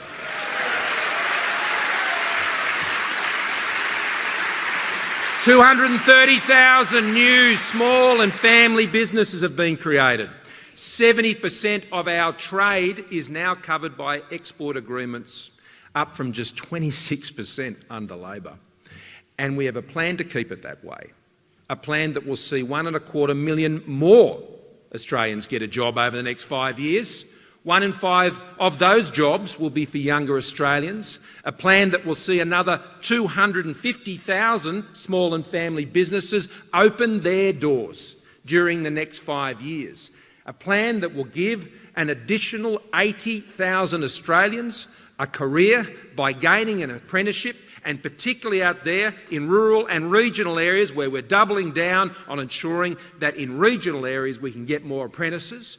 A plan that will see 10,000 more Australian champion companies exporting beyond our shores by 2022, supported by export deals that then will cover around 90% of our trade. That's what an economic plan looks like.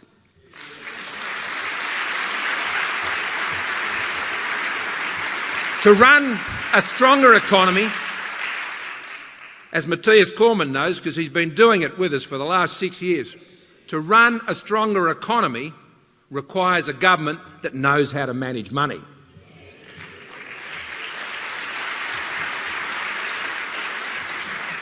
If you can't manage money, you can't run the country.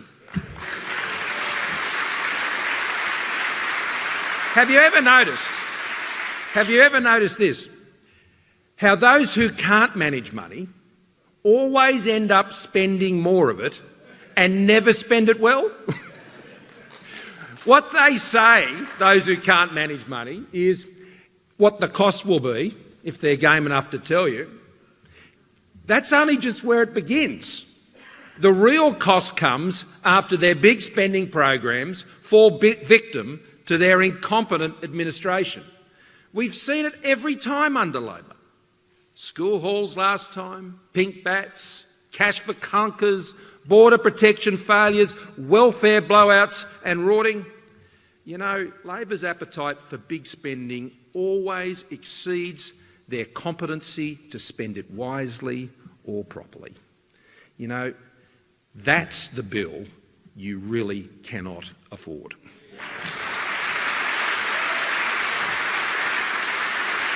And as we know,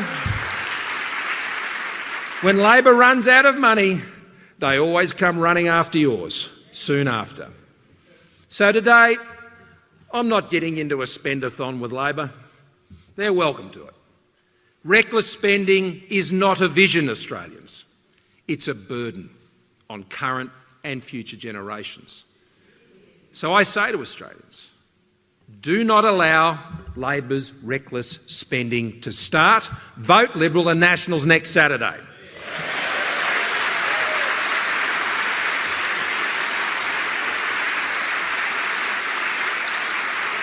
Our government has restored our nation's finances. We've turned that around. We've kept our AAA credit rating. We've handed down, well done Josh and the entire ARC team, the first budget surplus in more than a decade, back in the black. And by staying on this path, we will eliminate the debt within a decade without raising your taxes. We have achieved this by getting spending growth under control, getting Australians off welfare and into work, and treating every dollar provided to us by the taxpayer with respect. It's what Liberals and Nationals do. You know, central to our plan of keeping our economy strong is our plan to keep lowering taxes for hard-working Australians and small and medium-sized family businesses, making life just that little bit easier. We believe you should keep more of what you earn because your money is better off in your hands than the government's. We believe, as Liberals and Nationals, that you know what is right for you, your family and your business. We believe that you, Australians, are the answer to keeping our economy strong. Those who believe in big taxing, big spending agendas are not only prepared to experiment with our economy at a time when we can least afford it, they believe that they know better than you. Step 1 of our lower tax plan for the future provides immediate tax relief for low and middle income earners earning up to $126,000 a year. That's up to $1,080 for singles and $2,160 for couples or families. 10 million Australians will benefit from that. Step 2, this is a plan. This is how you have a plan to lower taxes. Step 2 is to make our income tax system simpler and fairer by lifting the tax threshold for the 19-cent rate. Don't know many high income earners on 19 cents tax rate, by the way, from $37,000 a year to $45,000 a year. That's who we're delivering it for. And abolishing the 37's tax rate in its entirety, and that part's already legislated. That means Australians earning between $45,000 a year and $200,000 a year in the future will never face bracket creep again. So you can take on that extra shift. You can have a go for that promotion and take on that extra training. You can study at night. And you will not be penalised under our government with higher marginal tax rates, particularly for young people going through that first 10 years of your working life. Every time you get ahead, only to face higher marginal tax rates. That's what will hold you back. We're getting rid of that. Step 3 is to cut the middle income tax rate for that group I just said, between $45,000 and $200,000, from 32.5 cents, just 30 cents. That means under our plan, 94% of working Australians will pay no more than 30 cents in the dollar as a marginal tax rate. That's tax reform.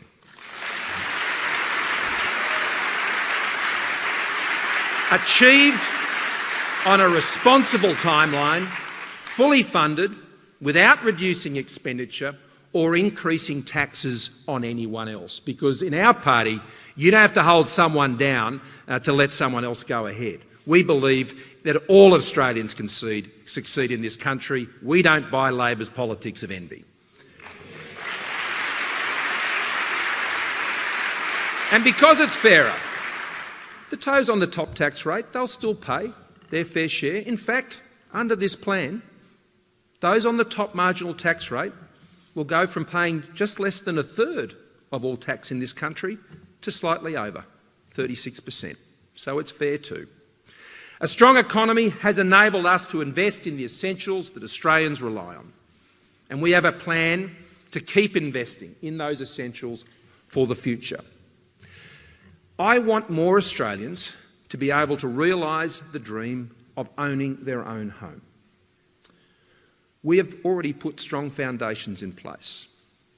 A strong economy is, of course, critical to that. There were 112,000 new first homeowners last year. That's a 9-year high. And the measures so far have included allowing first home savers to use their super fund to get a tax cut on their home deposit savings, meaning they can save up to 30% faster with exactly the same what they're taking out of their pay each week. Restricting foreign ownership and new developments in real estate and real estate more generally. We established the National Housing Finance and Investment Corporation that is directly lending money at low rates to support affordable housing projects by community housing organisations. And we're making more government land available, particularly defence land, for new housing, including more affordable housing projects. But we need to go further. It's hard to save for a deposit, especially with the banks pulling back and larger deposits of 20% now being standard. It's not getting easier. We want to help make the dreams of first home buyers a reality. So we have decided to go further at this election and pledge to adopt a scheme similar to what's been running by our Kiwi cousins in New Zealand for many years now. Our new first home loan deposit scheme, I announced today, will enable first home owners to buy their home with a deposit of down to 5%. This will make a big difference, cutting the time taken to save for a deposit by at least half and more. This will work by the government's National Housing Finance and Investment Corporation that I established as Treasurer, supporting these first home borrowers. They will include guaranteeing to approved applicants the additional loan amount taken out by the first home buyer to cover the difference between the lower deposit of, say, 5% and the 20% of the value of that property.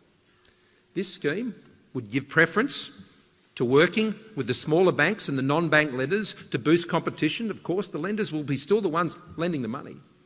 They would still do all the normal checks on the borrowers to make sure that they can meet their repayments. This isn't free money.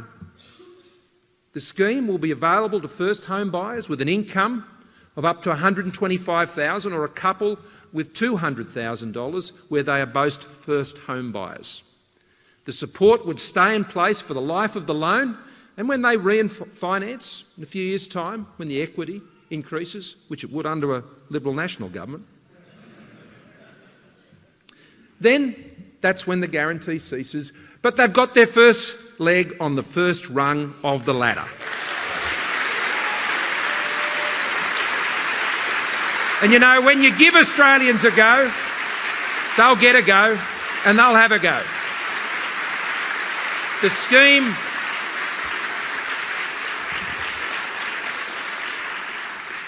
scheme will complement our First Home Super Saver scheme that remains and all the state-based schemes as well, and will start from the beginning of next year.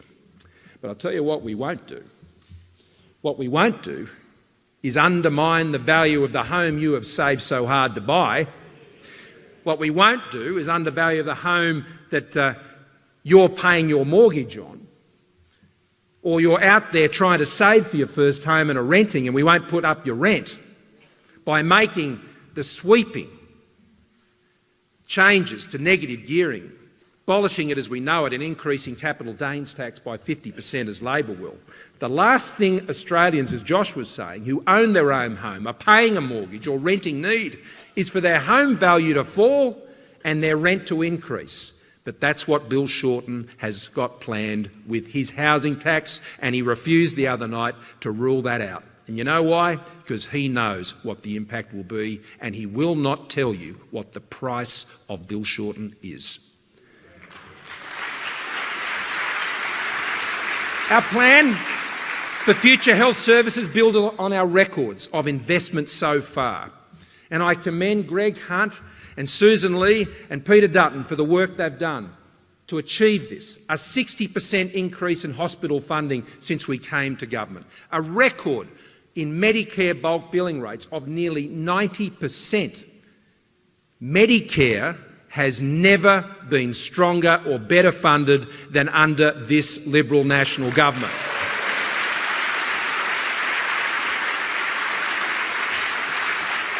More than 2,000 medicines subsidised to provide affordable access through our pharmaceutical benefits scheme. You remember when Labor ran out of money, they stopped listing medicines. A doubling in the number of older Australians receiving in-home aged care packages and aged care funding up by 50% and growing by $1 billion every single year, and us having the courage to put the aged care system to a Royal Commission to ensure that we value our old Australians and they get the best possible care because we love them so dearly. Our extra $31 billion, I'll think. Karen likes that one. So does Christian. Our extra $31 billion for public hospitals over the next 5 years, which is in our budget, is equivalent to over 46 million emergency department services, 75 million outpatient services and 1.1 million knee replacements. Over 35 million life-changing diagnostic scans is our future plan, including MRI, PET and CT scans, including for breast cancer, and it will be funded by Medicare, up from 21 million under Labor. 3,000 additional doctors and 3,000 additional nurses and allied health professionals are being placed in rural general practice over the next decade through our $550 million Stronger Rural Health Strategy. And today I make this pledge, and I challenge Bill Shorten to do the same. I make a pledge to the 13.5 million Australians with private health insurance. There will be no private health insurance cuts under my government.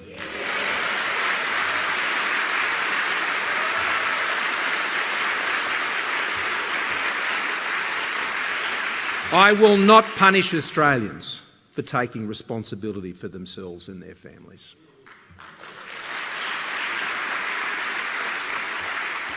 Friends, 1 in 4 young Australians experience mental ill health each year. Suicide is the leading cause of death of our young people.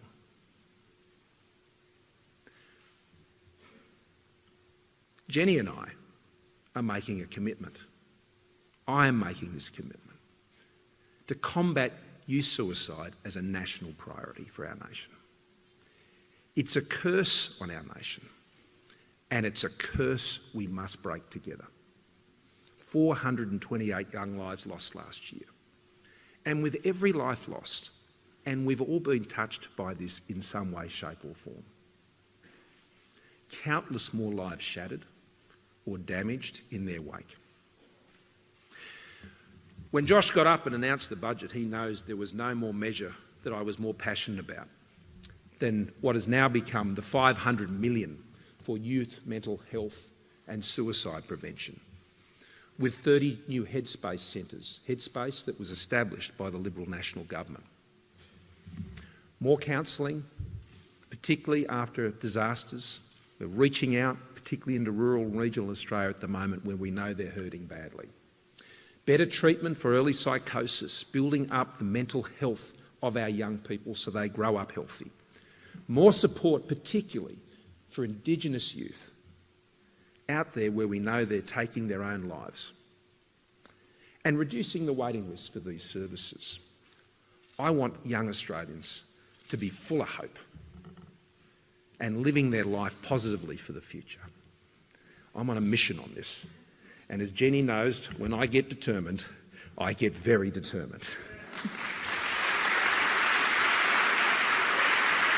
And for women's health today, mums, I'm pleased to announce $53 million in new measures today, a new mums, dads and bubs check to boost perinatal support and tackle postnatal depression. This is a cause as close to my heart and our family as it has hit close to home. Too many parents have suffered in silence. We'll give patients with lymphedema access to specialised subsidised compression garments. We'll deliver extra funding for the Australian Breastfeeding Association to help support mothers and new research efforts to assist in the support of the health and women of babies. I know Katie Allen, our candidate here in Higgins, she loves this. And I need Katie Allen, Dr. Katie Allen, as my member for Higgins to help me implement this plan. You care about the children, our children's health? Vote for Dr. Katie Allen and get her on my team next Saturday. Having fully funded the NDIS, and you heard our story with our dear brother Gary, having fully funded it and increased the number of Australians supported by the NDIS from 30,000 to 280,000, my pledge And my commitment is to increase the number of Australians supported by the NDIS over the next 5 years to more than 500,000 Australians. This will occur, of course, alongside the Royal Commission that we have established into the abuse of Australians with a disability. And you know, those, as I said before, who have served our country and defended our values will always be an abiding focus for a coalition government.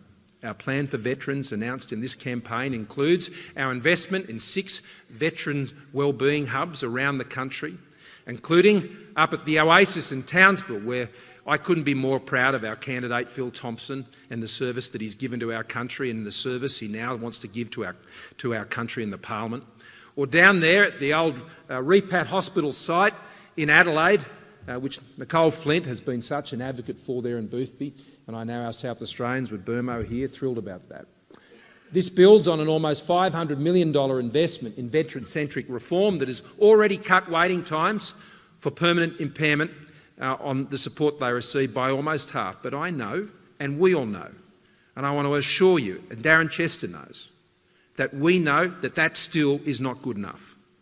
And we have to double down on ensuring our vets just don't get the memorials to their service that we bow to every Anzac Day and Armistice Day, but they get the support each and every day as a living memorial because they fought for us and they deserved it.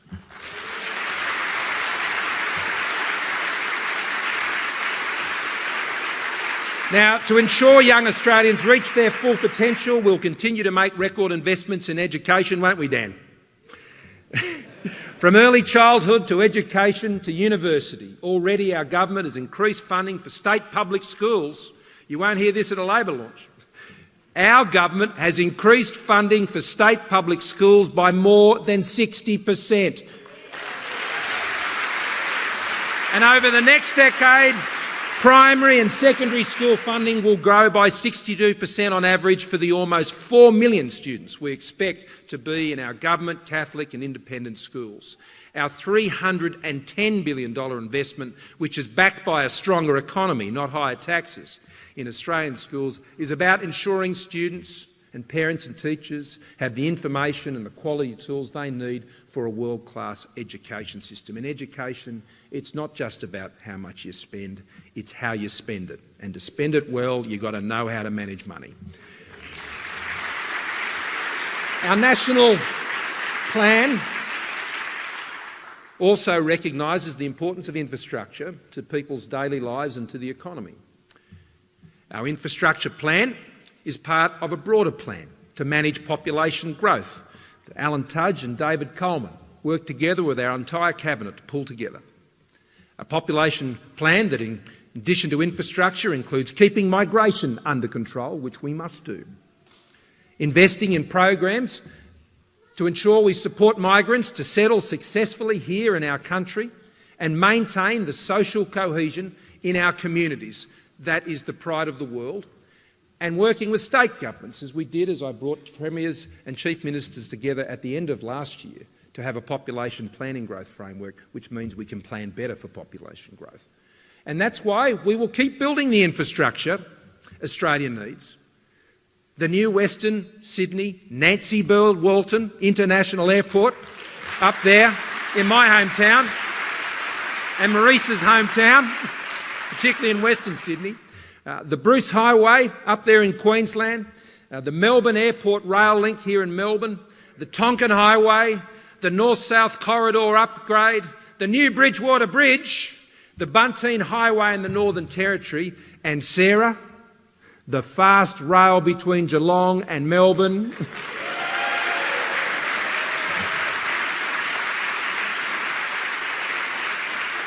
So all those Cat supporters can get up to the game and back a lot quicker in the future. And of course our freight lines, as Michael knows, and our entire team knows, is so important to keeping our rural and regional economies getting their product to market. And it's also why today, and I know that Michael Sukkar will be pleased about this in particular, but as will Alan Tudge and the Speaker, Tony Smith, today we are renewing and upgrading our commitment to the East-West link. You know, It's okay. It's okay. Labor may choose to continue to ignore residents of eastern Melbourne. That's I'm not going to pick a fight with them about that. They've made their choices about who they're going to stand by. We're not going to ignore the residents of eastern Melbourne struggling with road congestion.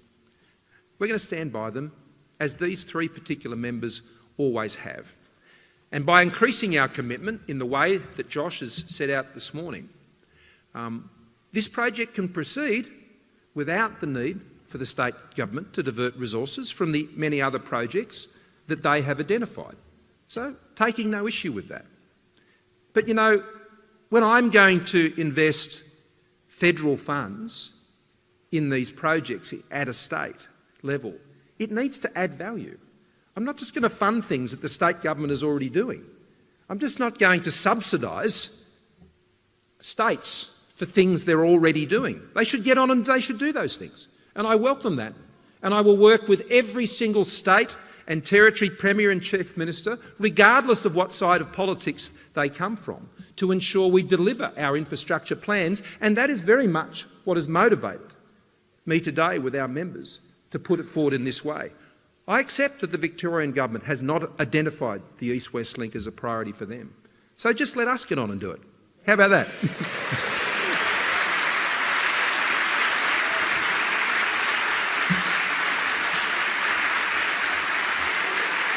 And of course, there's funding for targeted urban congestion projects like widening Racecourse Road out there at Pakenham. And there's commuter car parks in Hurstville and Gosford and in Penrith. There's bridge renewals up there in Brisbane. And there's the third crossing up there on the Hawkesbury in New South Wales. There's $100 billion of projects going forward. There's regional roads, there's airports. We're building on the $46 billion already invested by our government. And our $3.5 billion climate solutions package is taking real action on climate change.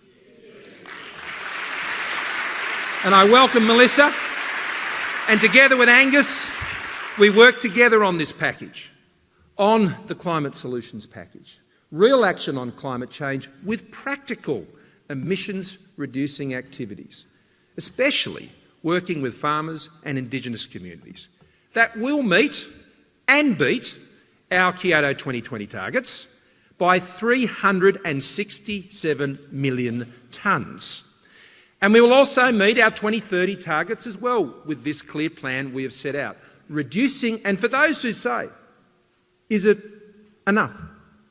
We will reduce our emissions per capita by half and our emissions intensity by 2/3. That's real action on climate change, that we are doing our bit, as we should, as a global citizen. But I'm not going to do it and put our kids' economic future at risk. And I'll tell you another thing. I'm not going to do it by telling you what car to drive. I wonder if he's looked up the price of it yet. I'm not going to do it by forcing our hard-working companies up there, whether they're in central and north Queensland or down in Tasmania or out there at Wodonga, where I was with Ron Finnemore's transport trucking company the other day, or over in the resources industry in Western Australia. I'm not going to tell those companies that they have to send billions of dollars offshore in those foreign carbon credits, money, billions that should be spent here on our jobs, on our wage increases for Australians, on our greater and stronger businesses. I'm not going to do it by sending money offshore to make someone else's economy stronger. Our investments in here, Australia, will be about making our economy stronger.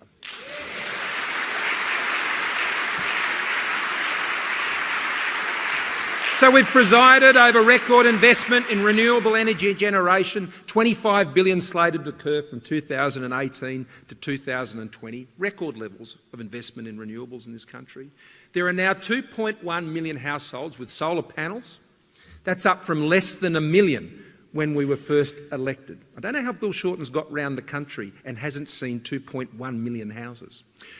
We have saved the Great Barrier Reef. Well done to Greg Hunt particularly on his work when he was Environment Minister, taking it off the endangered list. And we've invested record funding in researching and protecting its future, thanks to Josh's time as Environment Minister.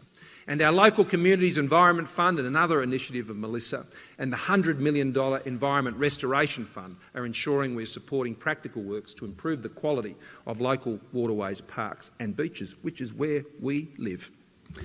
Finally, Australians, the girls will be happy to know. Getting close to the end of the speech, darlings. They've been very patient. Finally, Australians know that the Liberals and Nationals can always be trusted to keep them safe and our borders secure.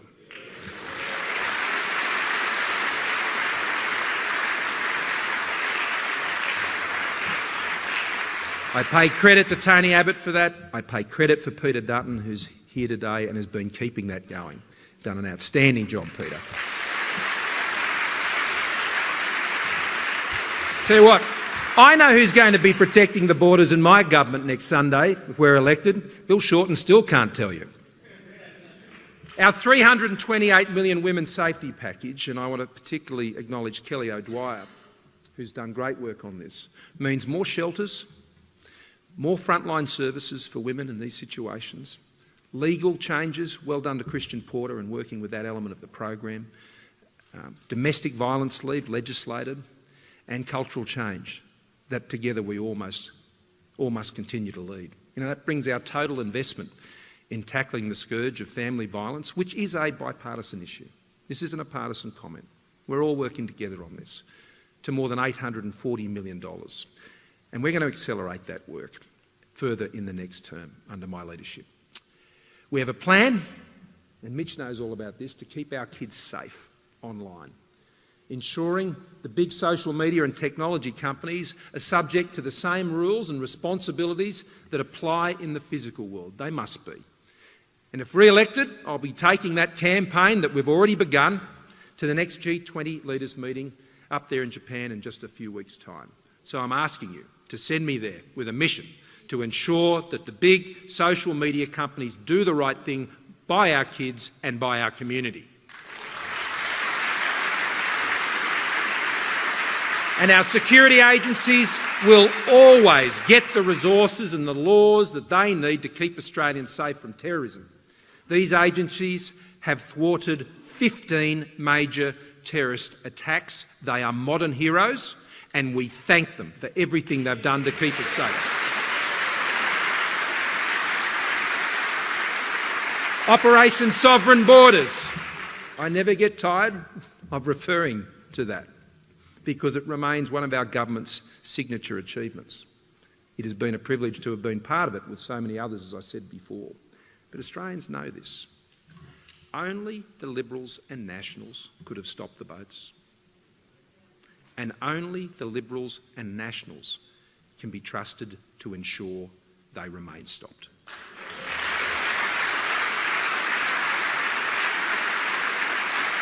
And our Defence Forces can also continue to rely on the Liberals and Nationals. We set our commitment to restore defence spending to 2% from the 1.56%, the pre-Second World War levels of the Labor Party left us, to get it back to 2% of GDP. We said we'd do that, and will be doing it 3 years earlier than we promised in 2020 and 2021.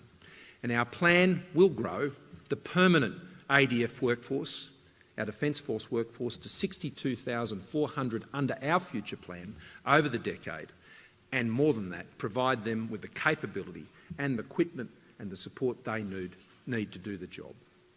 So in conclusion, with a stronger economy, the Liberals and the Nationals will deliver on our plan to create 1.25 million more jobs and better paid jobs over the next 5 years. Maintain the budget surpluses and pay down debt. Deliver real tax relief for families and for small businesses, hard-working. Guarantee increased funding for schools, hospitals, medicines and roads, and keep Australians safe and keep our borders secure. And we'll do that, as Josh said on budget night, without increasing your taxes. So the election, friends, is about a choice. The choice of who you can trust to keep the promise of Australia to all Australians as Prime Minister, myself or Bill Shorten.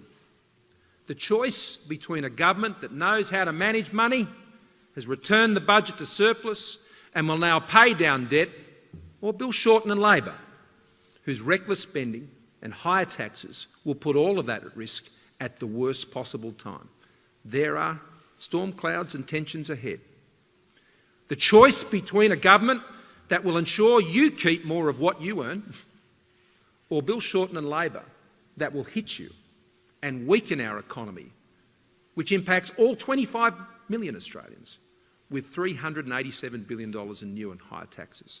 The choice between a stronger economy under my government that can guarantee funding, real funding, for hospitals, schools and roads, and Labor, who always runs out of money and always comes after yours.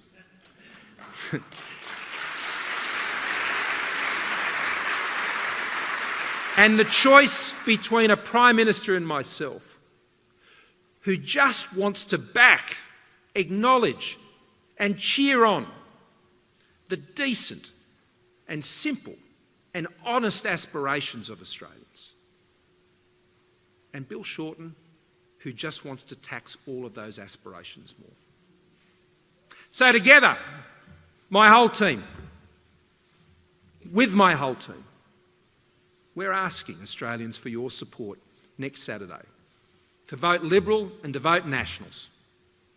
So together we can build our economy to secure your future, and so we can keep the promise of Australia to Australians in this generation and the next. Thank you very much. Thank you.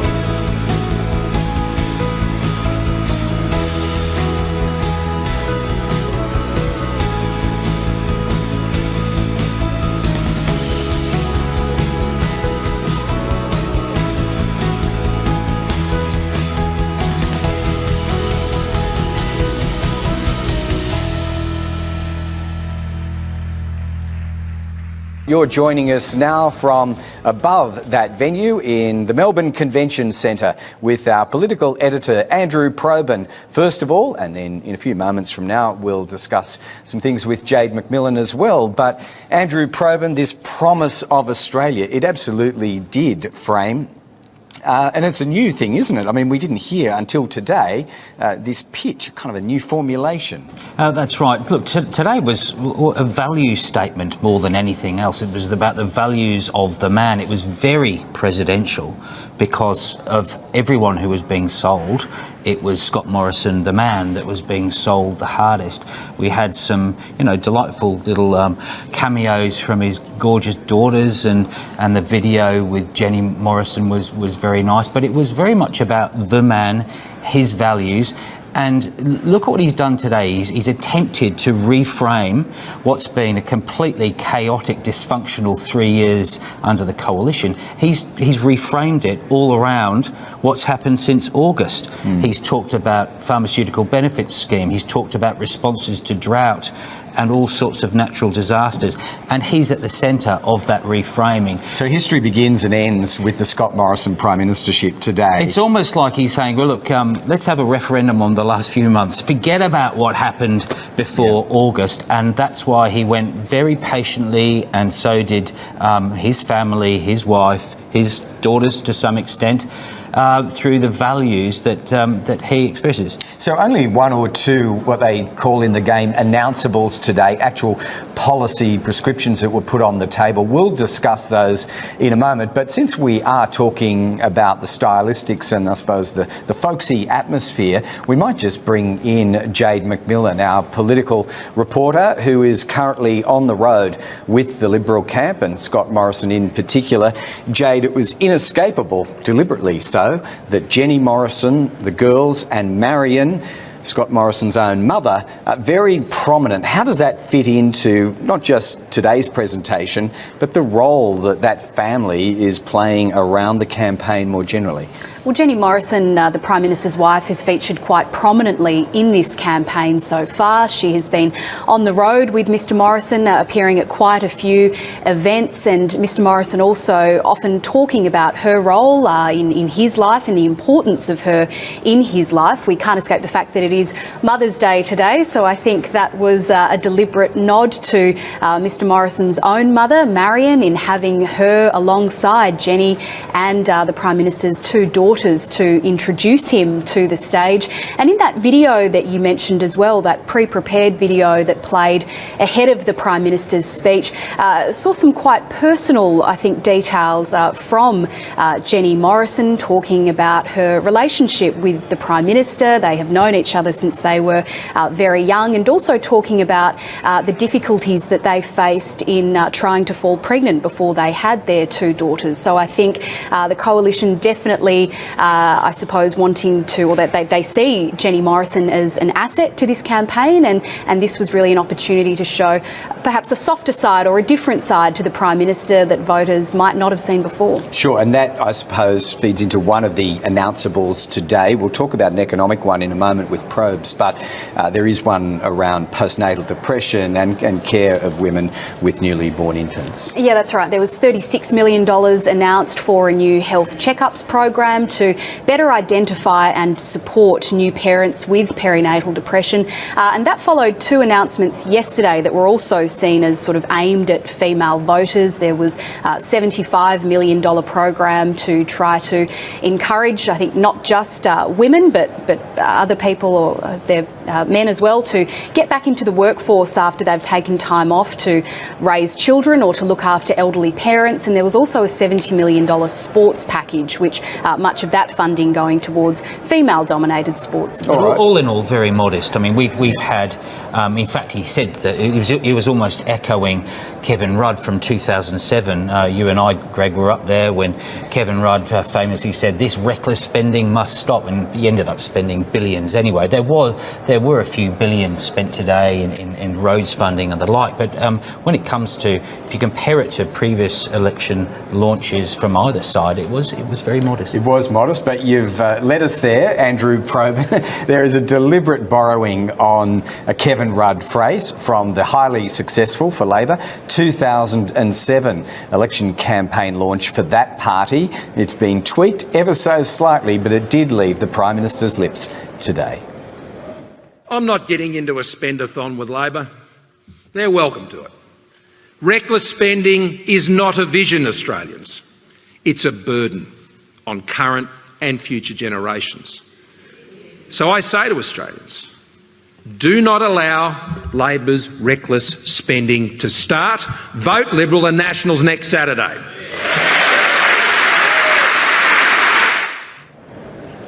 So he's quite canny, Scott Morrison. In the media game, they would call that Andrew Probyn. Appropriation?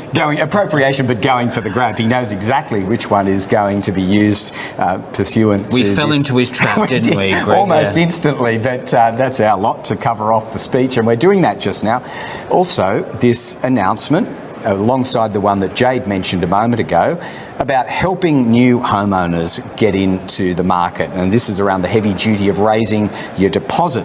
We're awaiting the full details of this in a documentary form, but what do we understand about the way it works? Well, intergenerational theft has been something that the opposition leaders talked about. It's his appeal to the younger voter, that they feel they might have got the raw end of the deal when it comes to housing, when it comes to education costs, cost of living included. Now, this is this goes to housing and housing affordability.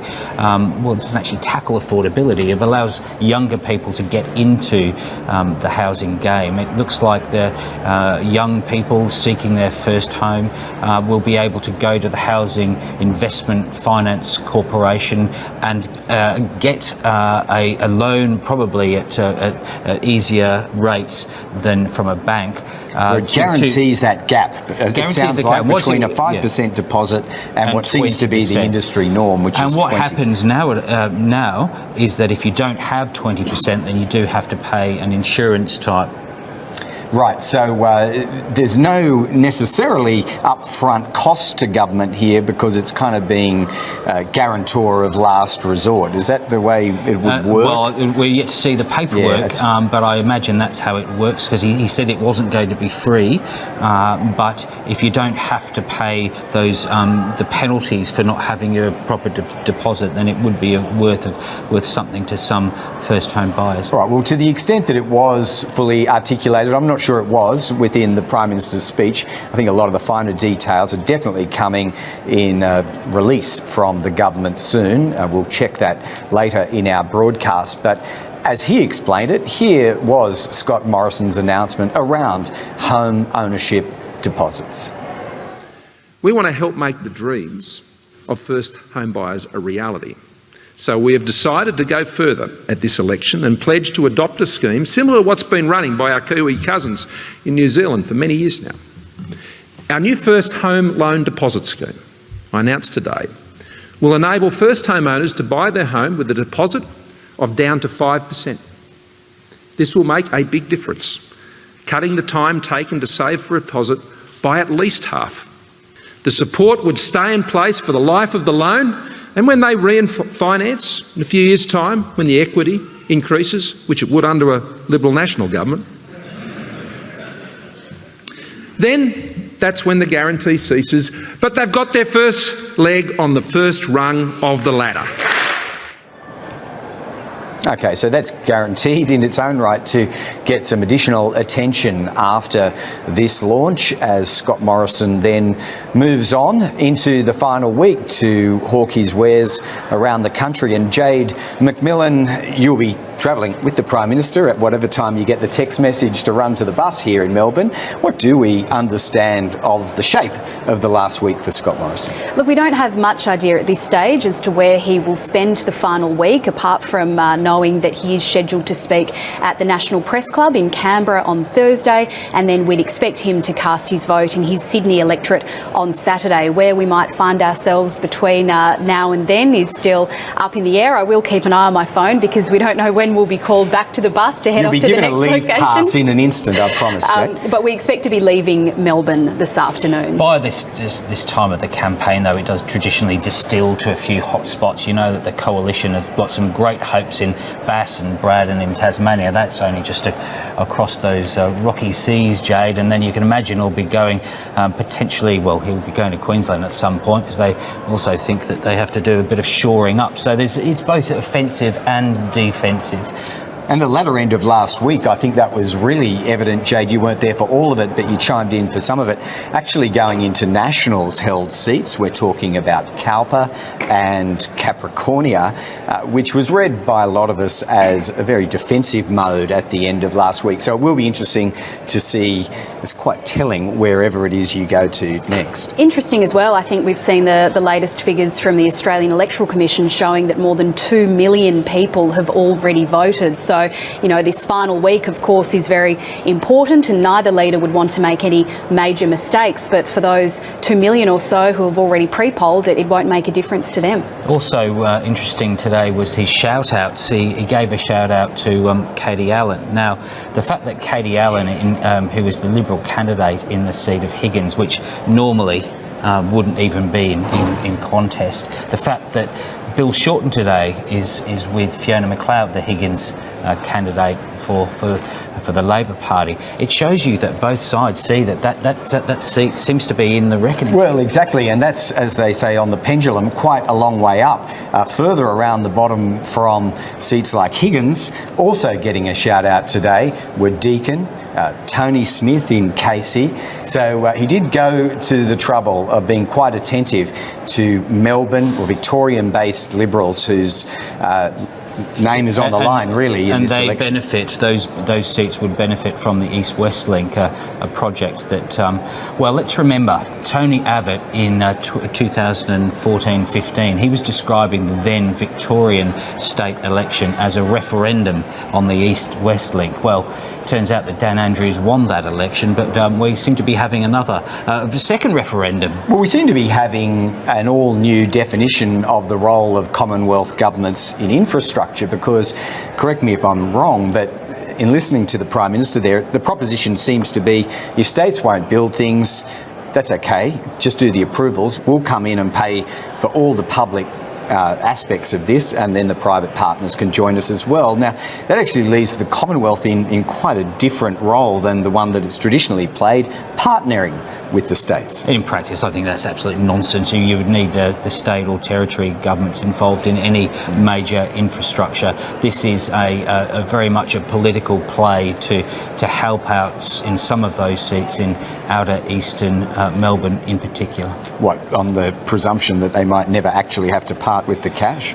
Well, it's not even been budgeted for, so I think that's a pretty telling story in itself. So we're going to continue our coverage from here until such time as we're joined, or we do expect to be joined anyway, by Simon Birmingham, the South Australian Senator, who is now the Trade Minister, but also has had the role of campaign spokesman for the Liberal Party throughout the last 4 weeks. So at some point, when he's free of all the formalities downstairs, he'll come and join us on the set here, and we are mindful of trying to be as balanced as humanly possible in our coverage here, having gone through all of the Labor Party launch in Brisbane last week. So we'll keep chatting among ourselves until Simon Birmingham arrives. But Bill Shorten, we already mentioned, they started the day in Victoria, and just as we follow Scott Morrison's movements this week, where to from here will be interesting as far as the Labor campaign's concerned. Oh, that's right. I mean, we know that he's going to be in Western Australia. Now, Western Australia is a state that has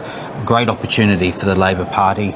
They think that they've got Hasluck and Swan taken care of, but if they go for a bit further up the pendulum, then you've got seats like Pearce and Stirling that might be in the offing. Now, Pearce in particular is interesting. That's held by the Attorney General, Christian Porter, who has I hear, been running a much better ground game this time around, so it might be harder to pinch. But that is Western Australia, for Labor to win government, needs to give them at least a couple of seats if the coalition is to offset its losses with gains in potentially Herbert and Indi and elsewhere. Jade McMillan mentioned earlier that there is an expectation that Scott Morrison shows up in Canberra for a National Press Club event. We're not talking about a debate here, but we're talking about a discussion under questioning from journalists in the normal manner from the Press Club. But Andrew Probyn, I think we're still waiting on Bill Shorten on that one. What does that tell us about the psychology, what we might call the front-runner mentality? That's right. The front-runner syndrome is where you don't want to put yourself out, where you might be able to stuff it up. And appearances at the National Press Club have been long a tradition. We need to go back again to John Hewson and the 1993 election, when John Hewson didn't turn up for his National Press Club event. That was a bit different to what we're talking about this week, because that was a debate. Paul Keating was very critical of John Hewson, but Bill Shorten he's been invited to appear on any day he likes. Obviously, other than Thursday now. We know he can't do Tuesday because he's in Western Australia, so Wednesday is looking like Bill Shorten's day at the National Press Club, should he take it. Look, those who are saying that he should are also pointing out that Scott Morrison didn't go on Insiders, and his opportunity was last week to go on Insiders.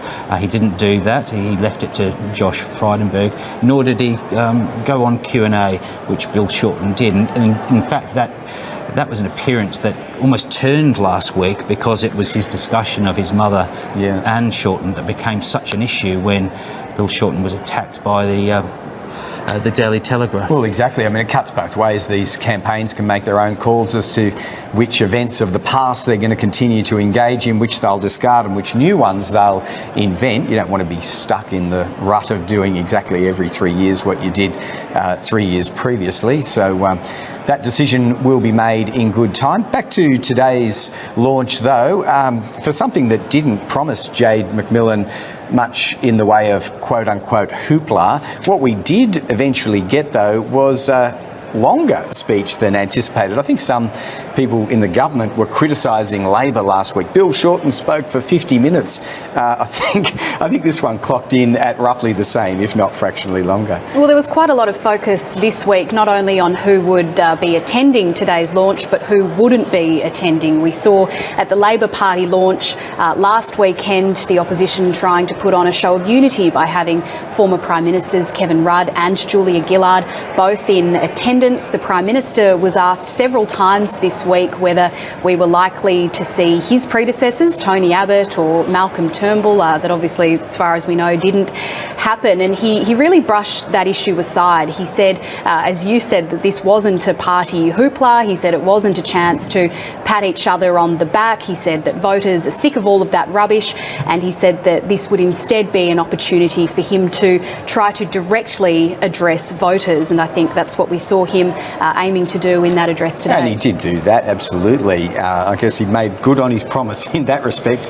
Andrew? Yes, he did. And look, as I said before, it's very much about Scott Morrison, the man Scott Morrison, leading the coalition. In some ways, it would have been awkward had any of the Prime Ministers, including the one who doesn't seem to give them any grief, and that's John Howard. Had John Howard been here, then there would have been another focus perhaps of the day. But maybe that's the underlying story here, that Scott Morrison is saying to voters, he's saying to Australians, that there's been a reset, a coalition reset under him as leader.